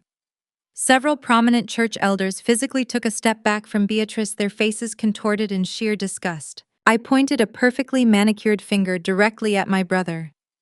Darius, wanting to secure $10 million in quick cash from a predatory corporate buyer, sneaked into my secured recovery room. He grabbed the hand of his paralyzed, supposedly dying sister and forcefully pressed my thumb against his glowing tablet screen to bypass the security lock and authorize the sale of my life work. He violated my physical body to steal my legacy. The guests erupted into shocked, furious whispers. I could see the absolute revulsion spreading rapidly through the crowd. Local politicians and business moguls, who had just been drinking my vintage champagne and listening to my mother's hypocritical speech, were now staring at my family with unmasked contempt. But Darius is not known for his intellect. I continued, my voice easily slicing through the rising noise of the room. He needed a brilliant architect for this grand heist. He needed someone who understood complex corporate acquisitions, someone slick enough to facilitate a backroom deal without raising red flags. I turned my gaze entirely onto Jamal, the man who had proposed to me with a diamond ring bought on my own credit card. I clicked the remote again. The massive screen now displayed a detailed financial wire transfer log heavily highlighting Jamal's personal broker identification number and the routing accounts. My charming fiancé Jamal orchestrated the entire fraudulent sale, I declared. He convinced my family to sell my company for a fraction of its actual worth, just so he could secure a massive commission and flee to an island paradise. He stood right here on this staircase, holding my sister-in-law's hand, wearing a suit bought with my money and toasted to a future funded by my planned murder. Jamal panicked. The carefully constructed mask of the suave, confident investment broker completely shattered into dust. He looked wildly around the room, his eyes darting toward the heavy oak doors at the rear of the grand foyer. He dropped the velvet box containing the stolen engagement ring. It clattered loudly against the marble steps, the diamonds spilling out onto the floor. Without a single word of defense, Jamal turned and sprinted toward the back exit, violently shoving a catering waiter out of his way in a desperate, cowardly bid for freedom. He did not make it far. As Jamal reached the heavy double doors, two men in dark tailored suits stepped out from the dense crowd of guests. They moved with identical, terrifying precision. They crossed their muscular arms, entirely blocking the exit with their solid, immovable frames. The bright overhead lights caught the gold badges clipped securely to their belts. They were undercover agents from the Federal Bureau of Investigation, and they looked more than eager to give Jamal a valid reason to resist arrest. Jamal slammed to a halt, his expensive dress shoes skidding on the polished marble. He stared at the federal agents, his chest heaving heavily, trapped like a rat in a maze with absolutely no way out. The sight of the federal agents was the spark that finally ignited the powder keg. The fragile fake unity my family had projected for the cameras instantly evaporated into thin air. Absolute, chaotic panic set in, and the rats immediately began to cannibalize each other to save their own skin. Darius, realizing the sheer magnitude of the federal crimes currently displayed on the screen, completely lost his mind. He spun around and pointed a violently accusing finger at Jamal, who was slowly backing away from the FBI agents. "It was his idea!" Darius screamed, his voice cracking with sheer terror and desperation. "Jamal set the whole thing up. He brought the buyers to the table. He told me the forgery would be totally untraceable. He told me we had to do it before the hospital pulled the plug. I did not want to hurt my sister. He manipulated me. Lear Jamal yelled back, his voice echoing from across the massive room. You were the one who always wanted her money. You were the one who broke into her safe with a crowbar. I was just the broker. You stole the biometric data. The screaming match devolved into a pathetic display of pure cowardice. Calvin tried to quietly inch his way toward the side corridor, attempting to slip away. But a third federal agent stepped out of the shadows, placing a firm, heavy hand on my father's shoulder, pinning him securely in place. Then Tasha decided to play her final desperate card. My sister-in-law, standing on the staircase in the custom couture emerald dress she had stolen straight from my private closet, burst into violent theatrical tears. She clutched her chest, looking around at the disgusted guests, trying to garner any ounce of sympathy she could possibly muster. I had absolutely nothing to do with this, Tasha shrieked, her voice echoing shrilly over the chaos of the room. I am entirely innocent. Jamal manipulated all of us. He lied to me. He told me Jasmine wanted us to have the house. He forced me to go along with his sick plans. I was completely terrified of him. I am a victim of his emotional abuse. I am a victim here. The sheer audacity of her massive lie hung heavily in the air. Tasha fell to her knees on the carpeted stairs, sobbing loudly into her hands, perfectly playing the role of the innocent, traumatized woman swept up in a dangerous man-criminal enterprise. Darius looked at his wife, utter confusion, battling with the sheer terror on his face, wanting so desperately to believe her lies. I stood perfectly still in the center of the room. I watched Tasha perform her pathetic, desperate act. I felt a slow, dark smirk curve the edges of my mouth. The trap was fully sprung, and she had just handed me the perfect opening for the final, lethal strike. I raised the microphone back to my lips. My voice cut through her fake sobbing like a razor blade. A victim, I purred, letting the word roll off my tongue with dripping, icy sarcasm. That is incredibly funny, Tasha. You must be the most enthusiastic victim in the history of Atlanta. I took a slow, deliberate step forward, my red heels clicking against the cold marble. Let us see exactly how much of a victim you were when you thought no one was watching. Let us see how terrified of Jamal you were in the absolute privacy of my master bedroom while I was supposedly dying. I raised my hand and firmly clicked the button on the remote control, ready to deliver the ultimate, undeniable devastation to my treacherous family. The heavy, breathless silence in the grand foyer was instantly shattered by the sharp electronic chirp of the remote control in my hand. I kept my eyes locked on Tasha, watching the manufactured tears dry up on her face as the digital screen behind her flickered to life.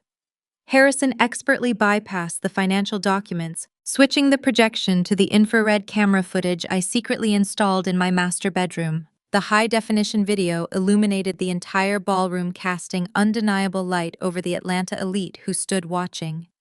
The footage captured the exact moment my deceitful fiancé slipped into my home through the private back entrance while I was lying paralyzed in the intensive care unit.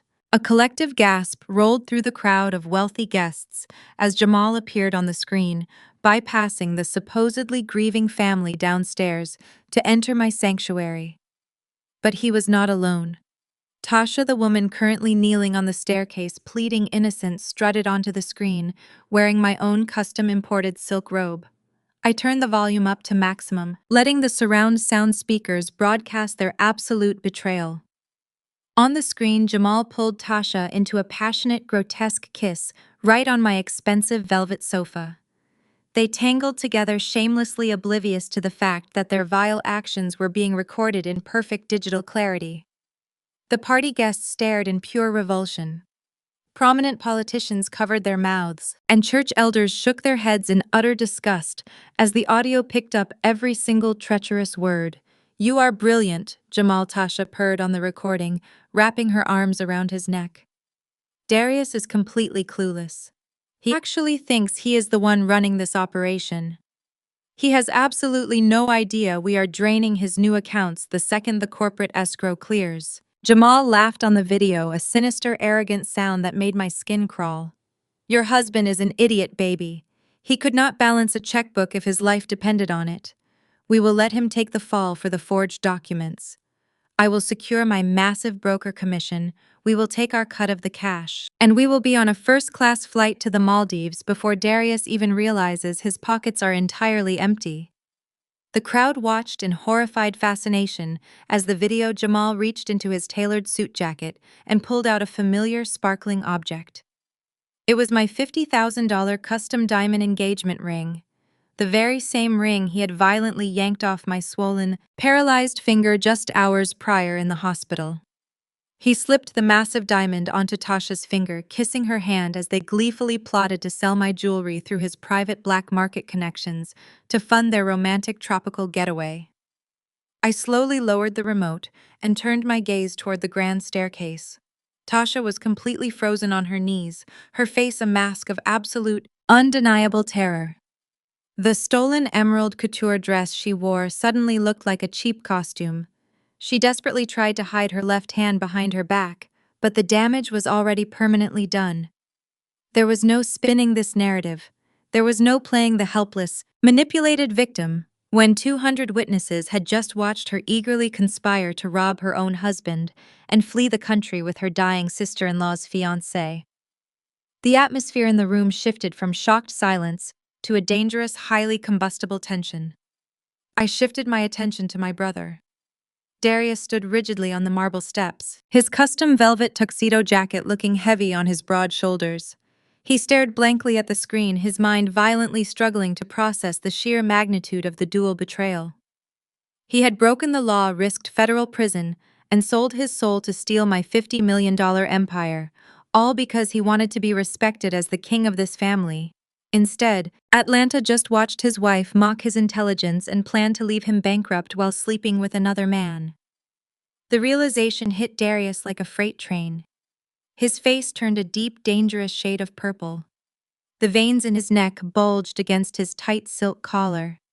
He let out a raw, guttural scream of pure, unadulterated fury that echoed terrifyingly off the crystal chandeliers. "You traitor!" Darius roared, completely losing his mind. He did not go after Tasha. Instead, he locked his furious, bloodshot eyes on the man who had played him for an absolute fool. Jamal had been slowly inching his way backward along the edge of the grand staircase, desperately trying to put distance between himself and my enraged brother. But Jamal had nowhere left to run. The heavy oak doors were still firmly blocked by the undercover federal agents, their arms crossed, watching the domestic implosion with cold professional detachment. Darius lunged forward with the terrifying speed of a desperate broken man. He cleared the remaining steps in two massive bounds, launching his entire body weight directly at Jamal. The impact was brutal and deafening. Darius tackled the flashy investment broker squarely in the chest, lifting his feet clean off the floor. The sheer momentum carried both men violently backward across the polished marble floor of the grand foyer. They crashed directly into the towering 10-tier crystal champagne pyramid my mother had commissioned for the celebration. The destruction was spectacular. Hundreds of expensive crystal glasses shattered simultaneously, raining sharp, glittering shards over the expensive Persian rugs. Gallons of vintage imported champagne exploded into the air, soaking the men in a sticky, sweet-smelling flood as they hit the ground. The party guests shrieked in absolute panic, scattering backward in a frantic wave to avoid the flying glass and the violent brawl erupting at their feet. Darius pinned Jamal against the slippery floor, his fists flying in a blind, chaotic rage. He punched the broker repeatedly, screaming incoherent curses about loyalty and stolen money. Jamal desperately threw his arms up to protect his face, kicking his polished leather shoes against the ruined marble, trying to buck my brother off his chest. The pristine white collars of their expensive suits were instantly ruined, soaked in spilled alcohol and smeared with blood from the sharp glass covering the floor. I stood perfectly still, watching the two men who had conspired to murder me tear each other apart like wild, starving animals. I did not flinch when a stray piece of crystal skittered across the floor and hit the tip of my red Louboutin heel. I simply watched the inevitable destructive consequences of their own boundless greed completely consume them. The federal agents did not immediately intervene to break up the fight. They stood by the doors, allowing the chaos to naturally exhaust itself, their faces impassive as they monitored the escalating violence. My father Calvin remained cowering by the ruined bar cart, too cowardly to step forward and pull his golden boy off the bleeding broker. Tasha continued to wail hysterically on the stairs, her hands covering her face thoroughly, humiliated and exposed before the very high society she had so desperately craved to join. Suddenly, a frantic blur of dramatic black fabric rushed across my peripheral vision. My mother, Beatrice, tore through the panicked crowd of retreating guests. Her carefully arranged perfect hair was now wild and disheveled. Her expensive makeup ran down her cheeks in dark, messy streaks. She had lost entirely the composed, pious matriarch persona she had spent decades meticulously crafting. Beatrice threw herself forward, her hands desperately grabbing my right arm. Her manicured fingers dug painfully into the pristine white sleeve of my tailored power suit. "Jasmine, please." Beatrice sobbed, her voice a frantic, breathy whisper, completely devoid of its usual commanding authority. She tried to pull me away from the microphone, attempting to drag me back toward the shadows of the corridor. "You have to stop this immediately. Turn off that terrible screen. Call off those government agents by the doors." I looked down at the woman who had brought me into this world. I felt absolutely nothing. No warmth, no maternal connection, just a cold clinical observation of a predator caught firmly in a trap. "You are completely destroying us," Beatrice pleaded, her eyes darting frantically toward the influential church elders and the prominent local politicians who were currently watching our family publicly disintegrate. "Think about our reputation. Think about the church. You are ruining the family legacy in front of the entire city. We can fix this quietly. We can go to a private room right now and sign whatever corporate documents you want. Just tell them to stop." I violently yanked my arm away from Beatrice's desperate grip. I looked my mother dead in the eyes, ensuring my voice echoed clearly through the microphone for the entire shocked, silent ballroom to hear. "I did not ruin the family, Beatrice. I am just surviving your brutal murder attempt, and I will not rest until every single one of you pays for it." The shattering of the champagne pyramid had left the grand foyer a sticky, sparkling disaster zone, but the true devastation was only just beginning. Tasha remained frozen on the stairs, her false tears completely drying up as the reality of her exposed affair settled over the room. She looked like a trapped animal desperately searching for an exit that did not exist. I stood perfectly still, my white power suit gleaming under the crystal chandeliers, holding the remote control like a loaded weapon. My family thought the financial ruin and the infidelity were the worst secrets I had uncovered. They had absolutely no idea that I was saving the most sinister revelation for last. This final piece of evidence would permanently cement their complete and total destruction, leaving them absolutely no avenue for legal escape or public sympathy. I raised the microphone again, my voice cutting through the heavy, suffocating silence of the ballroom. "You all just watched my sister-in-law and my fiancé conspire to rob me, while I lay paralyzed in a hospital bed." I announced my tone, dropping into a dangerous, icy register. "You watched my brother forge my biometric signature to steal my $50 million company. But theft and infidelity are relatively common sins in the corporate world. What happened to me on the morning of my stroke was far more sinister. I did not suffer a natural medical emergency. I was systematically, intentionally hunted by the very people who were supposed to protect me from harm." I aimed the remote at the massive projector screen and pressed the button. The video feed from my master bedroom vanished, replaced by a crystal-clear high-definition recording from my kitchen security cameras. The timestamp in the lower corner displayed the exact date and time, 7:30 in the morning, precisely 1 hour before my catastrophic collapse in the boardroom. The Atlanta elite gasped as the massive screen illuminated my pristine marble kitchen. The video showed my mother Beatrice walking into the frame. She moved with a casual, chilling calmness, opening my stainless steel refrigerator and pulling out the glass jar containing my daily organic green smoothie. She set it on the island counter and then reached deep into her expensive designer handbag. A heavy, sickening dread settled over the party guests as Beatrice pulled a small, unlabeled amber vial from her purse. She popped the top off, poured several small white pills into a heavy silver spoon, and used the back of another spoon to aggressively grind them into a fine powdery dust. The sheer calculation in her movements was utterly terrifying to witness. She then scraped that lethal powder directly into my morning smoothie, stirring it vigorously until it completely dissolved into the green liquid. But Beatrice was not alone in the kitchen.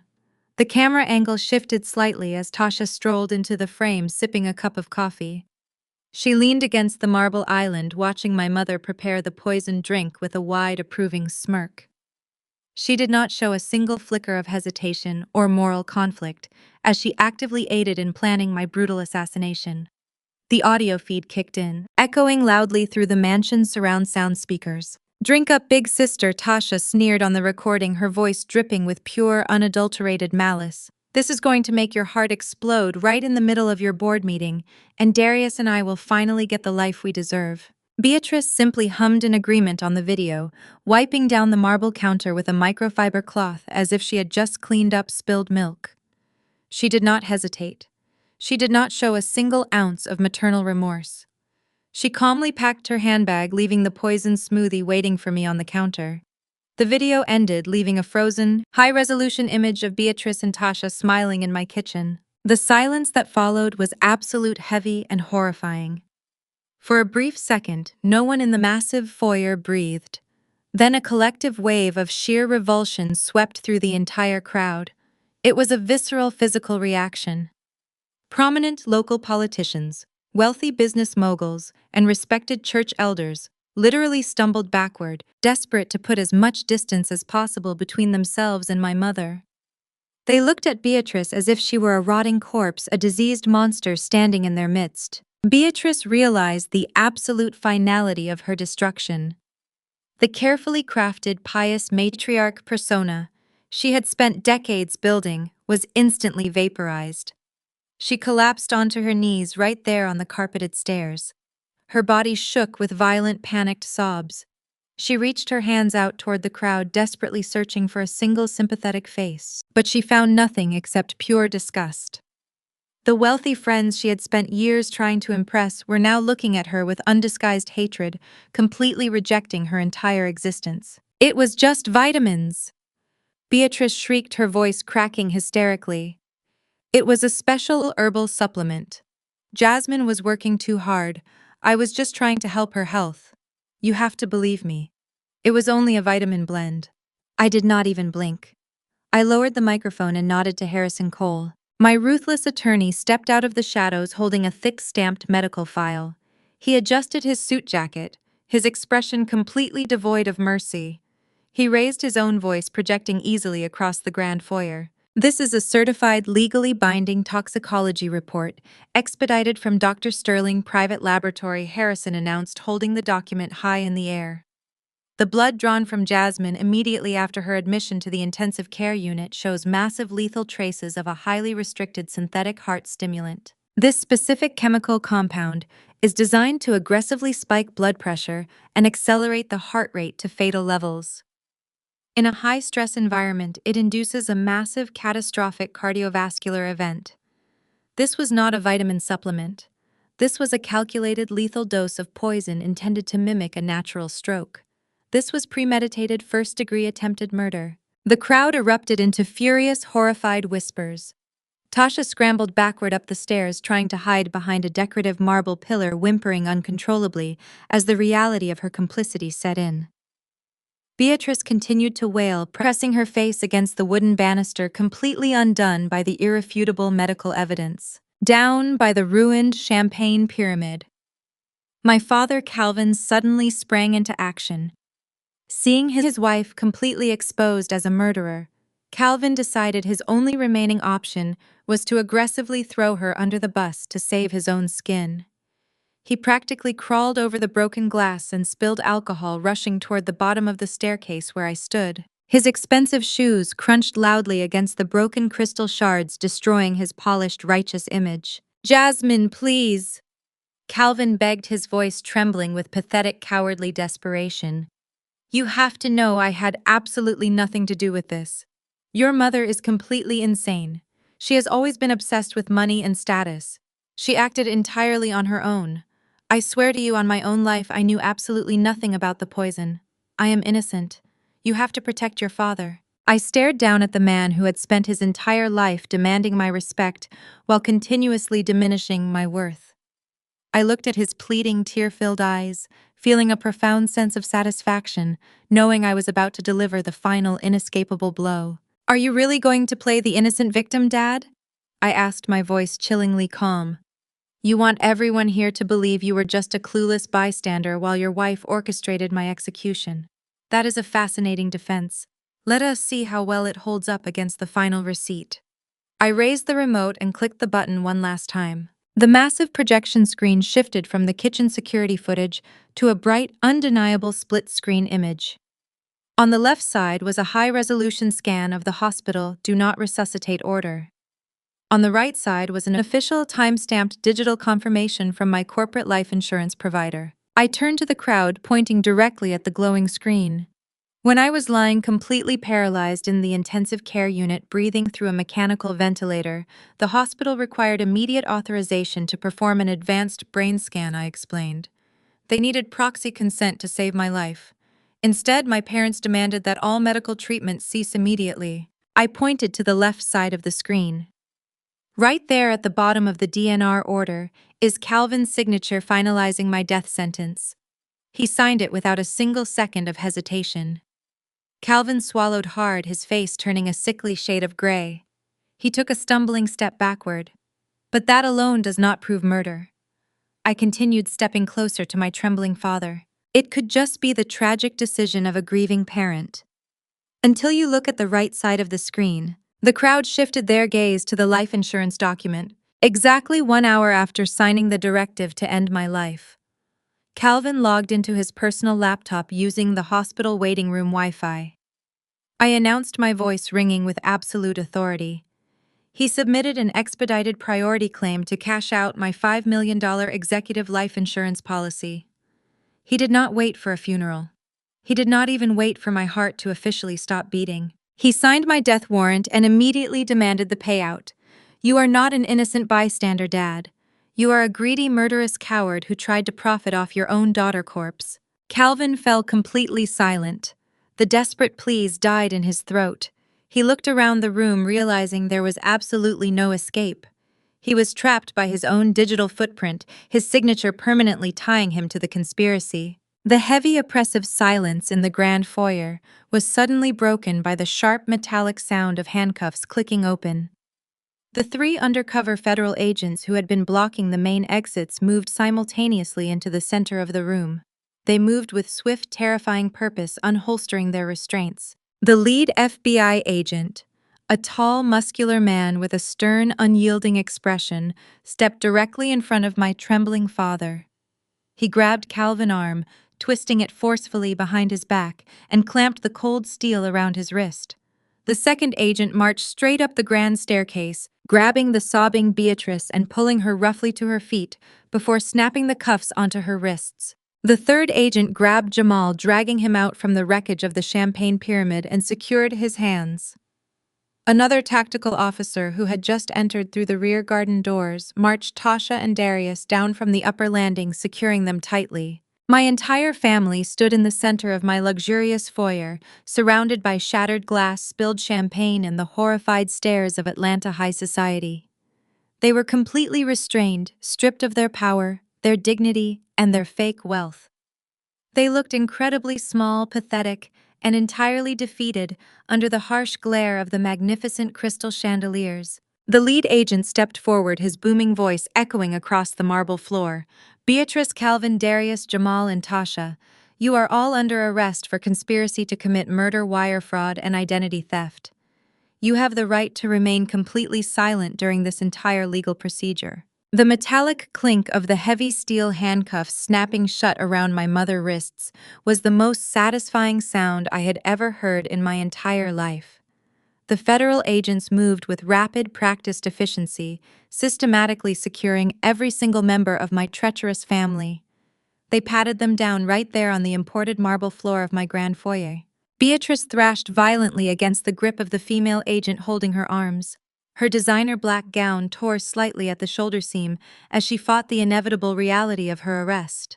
"Jasmine, please," Beatrice wailed, her voice cracking into a shrill, desperate shriek that echoed off the high ceilings.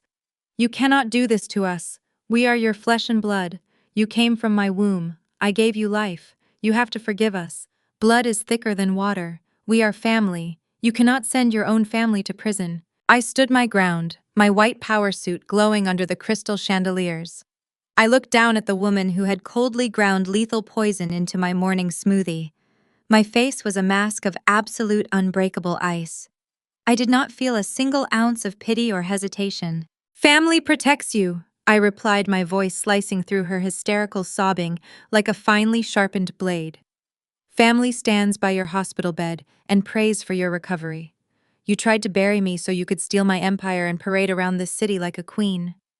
You threw away your right to call yourself my mother the second you signed my death warrant. Enjoy the concrete cell, Beatrice. I hear orange is definitely not your color. Beatrice let out a guttural, agonizing howl, collapsing her body weight, entirely forcing the federal agents to physically drag her back to her feet. Calvin refused to look at me.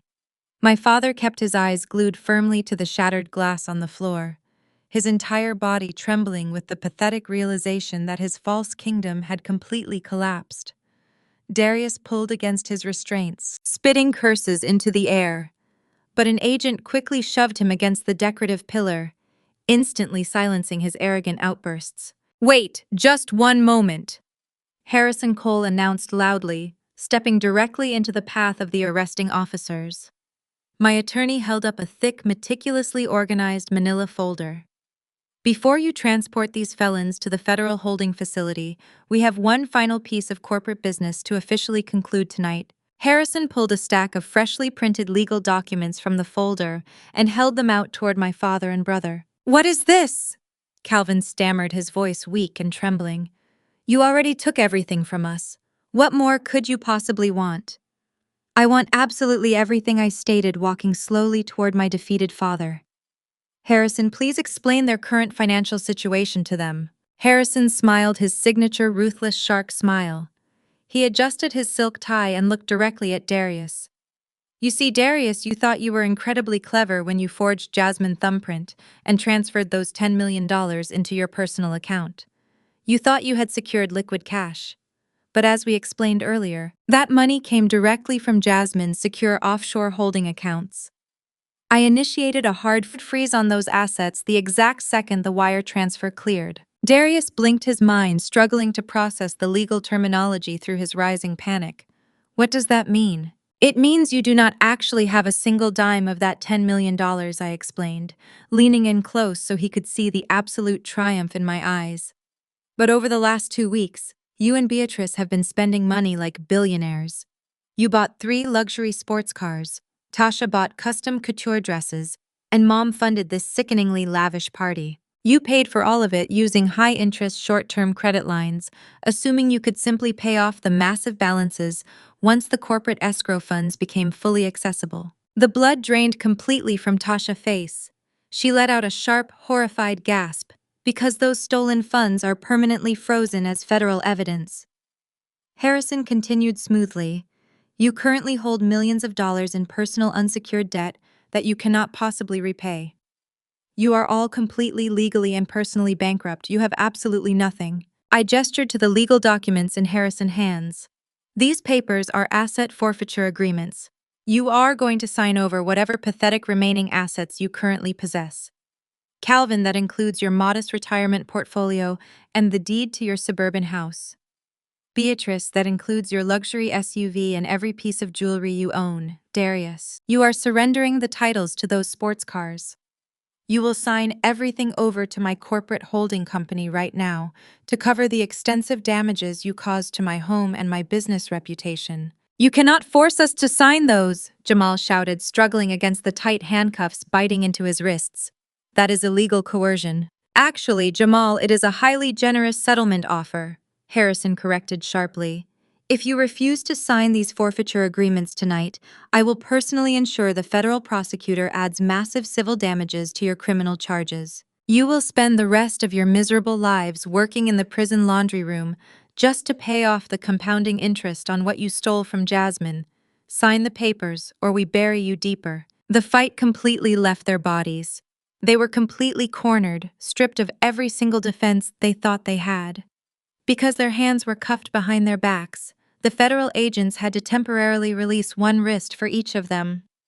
One by one, under the intense glaring lights of the ballroom, my family signed away the very last shreds of their financial independence. Calvin's hand shook so violently he could barely hold the pen. Tasha sobbed quietly, realizing she was trading her fake luxury life for absolute poverty and a prison uniform. When the final signature was secured, Harrison carefully placed the documents back into his folder. He nodded to the lead FBI agent. "The transaction is complete. They are all yours. Take them out," the lead agent commanded. The federal tactical team physically turned my family around and marched them toward the heavy oak double doors. The grand foyer, previously filled with the sounds of smooth jazz and clinking champagne glasses, was now dead silent. The Atlanta elite, the powerful politicians, the wealthy business moguls, and the judgmental church elders all stood in a wide circle, watching the spectacular downfall of the people who had tried to scam them. The heavy wooden doors swung wide open, revealing the dark Atlanta night outside. The sprawling driveway was completely illuminated by the harsh flashing red and blue lights of half a dozen police cruisers and federal transport vans. The news cameras, having caught wind of the massive raid on the prominent estate, were already stationed at the edge of the iron gates, their bright spotlights cutting through the humid air. This was the ultimate, inescapable social death for Beatrice and Calvin. They had spent their entire adult lives desperately clawing for status, begging for the approval of the wealthy elite. Now they were being paraded out of a mansion in handcuffs, their faces starkly illuminated by the unforgiving police lights, while high society watched them in disgusted absolute silence. Beatrice hung her head in total shame, trying to hide her tear-streaked face from the flashing cameras outside. Calvin stumbled down the marble steps, looking like a hollow, broken shell of a man. Darius kept his eyes glued to the pavement, the arrogant golden boy permanently reduced to a common criminal. Tasha wept bitterly as a female agent guided her down the concrete steps. But it was Jamal who broke completely. As the federal agents forcefully shoved him toward the back of a waiting squad car, the flashy investment broker began to weep uncontrollably. He cried loud, pathetic tears, begging the officers to loosen his cuffs, realizing that his smooth-talking charm could not save him from the harsh reality of federal prison. The heavy metal door of the cruiser slammed shut, cutting off his pathetic wailing. I stood on the front porch, the warm night breeze rustling the fabric of my white suit, and watched until the very last transport van drove down the long driveway and disappeared into the darkness. Slowly, the shocked party guests began to file out of the mansion. They murmured quiet, respectful apologies as they passed me, keeping their heads down, completely terrified by the absolute destruction they had just witnessed. I did not offer them any comforting words.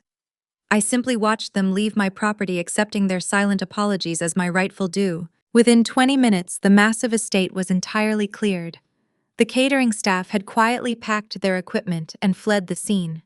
Dr. Sterling and Harrison Cole gave me reassuring nods before heading out to finalize the necessary legal paperwork with the authorities downtown. I was finally completely alone in my grand foyer. The massive room was a disaster zone of shattered crystal, spilled champagne, and discarded expensive hors d'oeuvres. But beneath the incredible mess, the house was incredibly quiet. The toxic, suffocating energy that had plagued my family dynamics for over 3 decades was permanently and blissfully gone. I did not shed a single tear. I did not feel an ounce of sorrow or regret. I walked slowly across the foyer, my heels crunching softly against the broken glass left behind by Darius and Jamal's violent brawl. I made my way to the ruined bar cart sitting near the grand staircase. The crystal decanter of my rare, expensive bourbon, the very same bottle my father had tried to steal while celebrating my impending murder, sat miraculously untouched amidst the chaotic wreckage. I picked up the heavy crystal decanter. My right hand, the exact hand Darius had forcefully violated to steal my biometric signature, moved with perfect, unwavering strength. I poured a generous measure of the amber liquid into a heavy glass tumbler, feeling the satisfying weight of the crystal in my grasp. I walked over to the massive ornate mirror hanging above the entryway console. I looked directly at my own reflection. I saw a 32-year-old woman who had literally crawled out of her own grave to reclaim her corporate empire. I saw a brilliant survivor. I saw a self-made queen who had successfully eradicated the dangerous poison from her precious life. I raised the glass of expensive bourbon to my reflection, offering a silent, solemn toast to the bright, unburdened future lying ahead of me. I brought the glass to my lips, closed my eyes, and took a long, deeply victorious sip of absolute, undeniable freedom. Fast forward exactly 1 year. The criminal trials were brief and incredibly brutal. Federal prosecutors do not play games with wire fraud, and they certainly do not offer any mercy for caught-on-camera attempted murder. My mother Beatrice and my former sister-in-law Tasha were both sentenced to 25 years in federal prison without the possibility of early parole. I sat in the front row of the courtroom on the day of their sentencing, wearing a perfectly tailored crimson suit. I watched with absolute satisfaction as the judge slammed the gavel down. Beatrice wailed loudly, dropping to her knees and begging the judge for a leniency she never once showed me. Tasha simply stared at the floor in stunned silence. Their desperate pleas for mercy echoed hollowly off the cold walls. The judge was entirely unmoved by their theatrical tears. Jamal, the slick investment broker, who arrogantly thought he could steal my legacy, and my brother Darius, the golden boy, who finally got what he deserved. Each received 15 years for federal wire fraud and criminal conspiracy. They will spend the best years of their adult lives wearing matching orange jumpsuits behind high concrete walls. They traded their expensive tailored suits for cheap, itchy polyester. They traded their lavish stolen dreams of tropical islands for tiny cold steel cages. My father Calvin managed to avoid a lengthy prison sentence by accepting a cowardly plea deal and testifying against his own wife and son in federal court. However, his freedom came at a massive permanent cost. Because of the aggressive asset forfeiture agreements Harrison forced them to sign, that night Calvin was left completely and irreparably bankrupt. He now lives alone in a dingy, roach-infested motel on the desolate outskirts of Atlanta. The wealthy country club friends he spent his entire life trying to impress completely abandoned him the second the scandal hit the local news. He spends his days entirely alone, constantly haunted by his catastrophic, irreversible choices. He is a broken, forgotten man with absolutely no legacy to his name. Meanwhile, my life took a completely different, infinitely brighter trajectory. The highly publicized trial became a massive national spectacle. The shocking details of my family, attempting to steal my organic cosmetic empire, dominated the news cycle for months.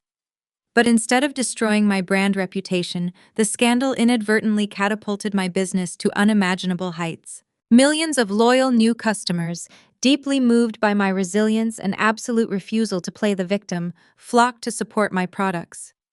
My company exploded in value, officially crossing the $100 million mark in annual revenue. I did not just sit on that newly compounded wealth. I used a significant portion of those massive profits to officially establish the Phoenix Foundation. It is a dedicated legal and financial advocacy group designed specifically to help Black women escape financial abuse and navigate extremely toxic family dynamics. I hired top-tier attorneys, financial planners, and therapists to ensure no woman ever feels trapped by the people who are supposed to protect her. We provide the resources, the education, and the legal firepower they need to reclaim their own independence and build their own unshakable empires. This evening, I am sitting comfortably on the expansive stone patio of my newly renovated Buckhead mansion. The warm Atlanta breeze gently rustles the manicured trees in my immaculate garden. I am not alone. I am surrounded by genuine, authentic friends who actually value my presence. Dr. Sterling is here, laughing heartily at a sharp joke Harrison Cole just made while pouring a fresh glass of expensive vintage wine. We are celebrating life's massive success and the unbreakable bonds we forged in the intense fires of absolute chaos. Looking at them across the table, I realize a profound, undeniable truth. The blood running through your veins does not dictate your family. True family is defined by the people who stand firmly by your hospital bed and fiercely fight for your life, not the greedy cowards who try to unplug the machine so they can steal your wallet. The betrayal I suffered was horrific, but looking back, I realize it was the ultimate necessary gift. It acted as a harsh, incredibly precise scalpel that surgically removed the deadly poison from my life, once and for all. It stripped away the fake smiles, the conditional love, and the endless, exhausting financial demands of people who only saw me as a bank account. It left behind only genuine peace, unyielding power, and absolute, undeniable freedom. Have you ever had to stand up against your own flesh and blood to protect your life and your self-worth? Please share your courageous story down in the comments section below. Do not forget to hit the like button and subscribe to the channel if this journey of tearing down toxic family dynamics inspired you today. Thank you all so very much for watching this inspiring story tonight, and please always remember this truth. We as women never need anyone to grant us permission to become truly, absolutely magnificent. You are strong and brave.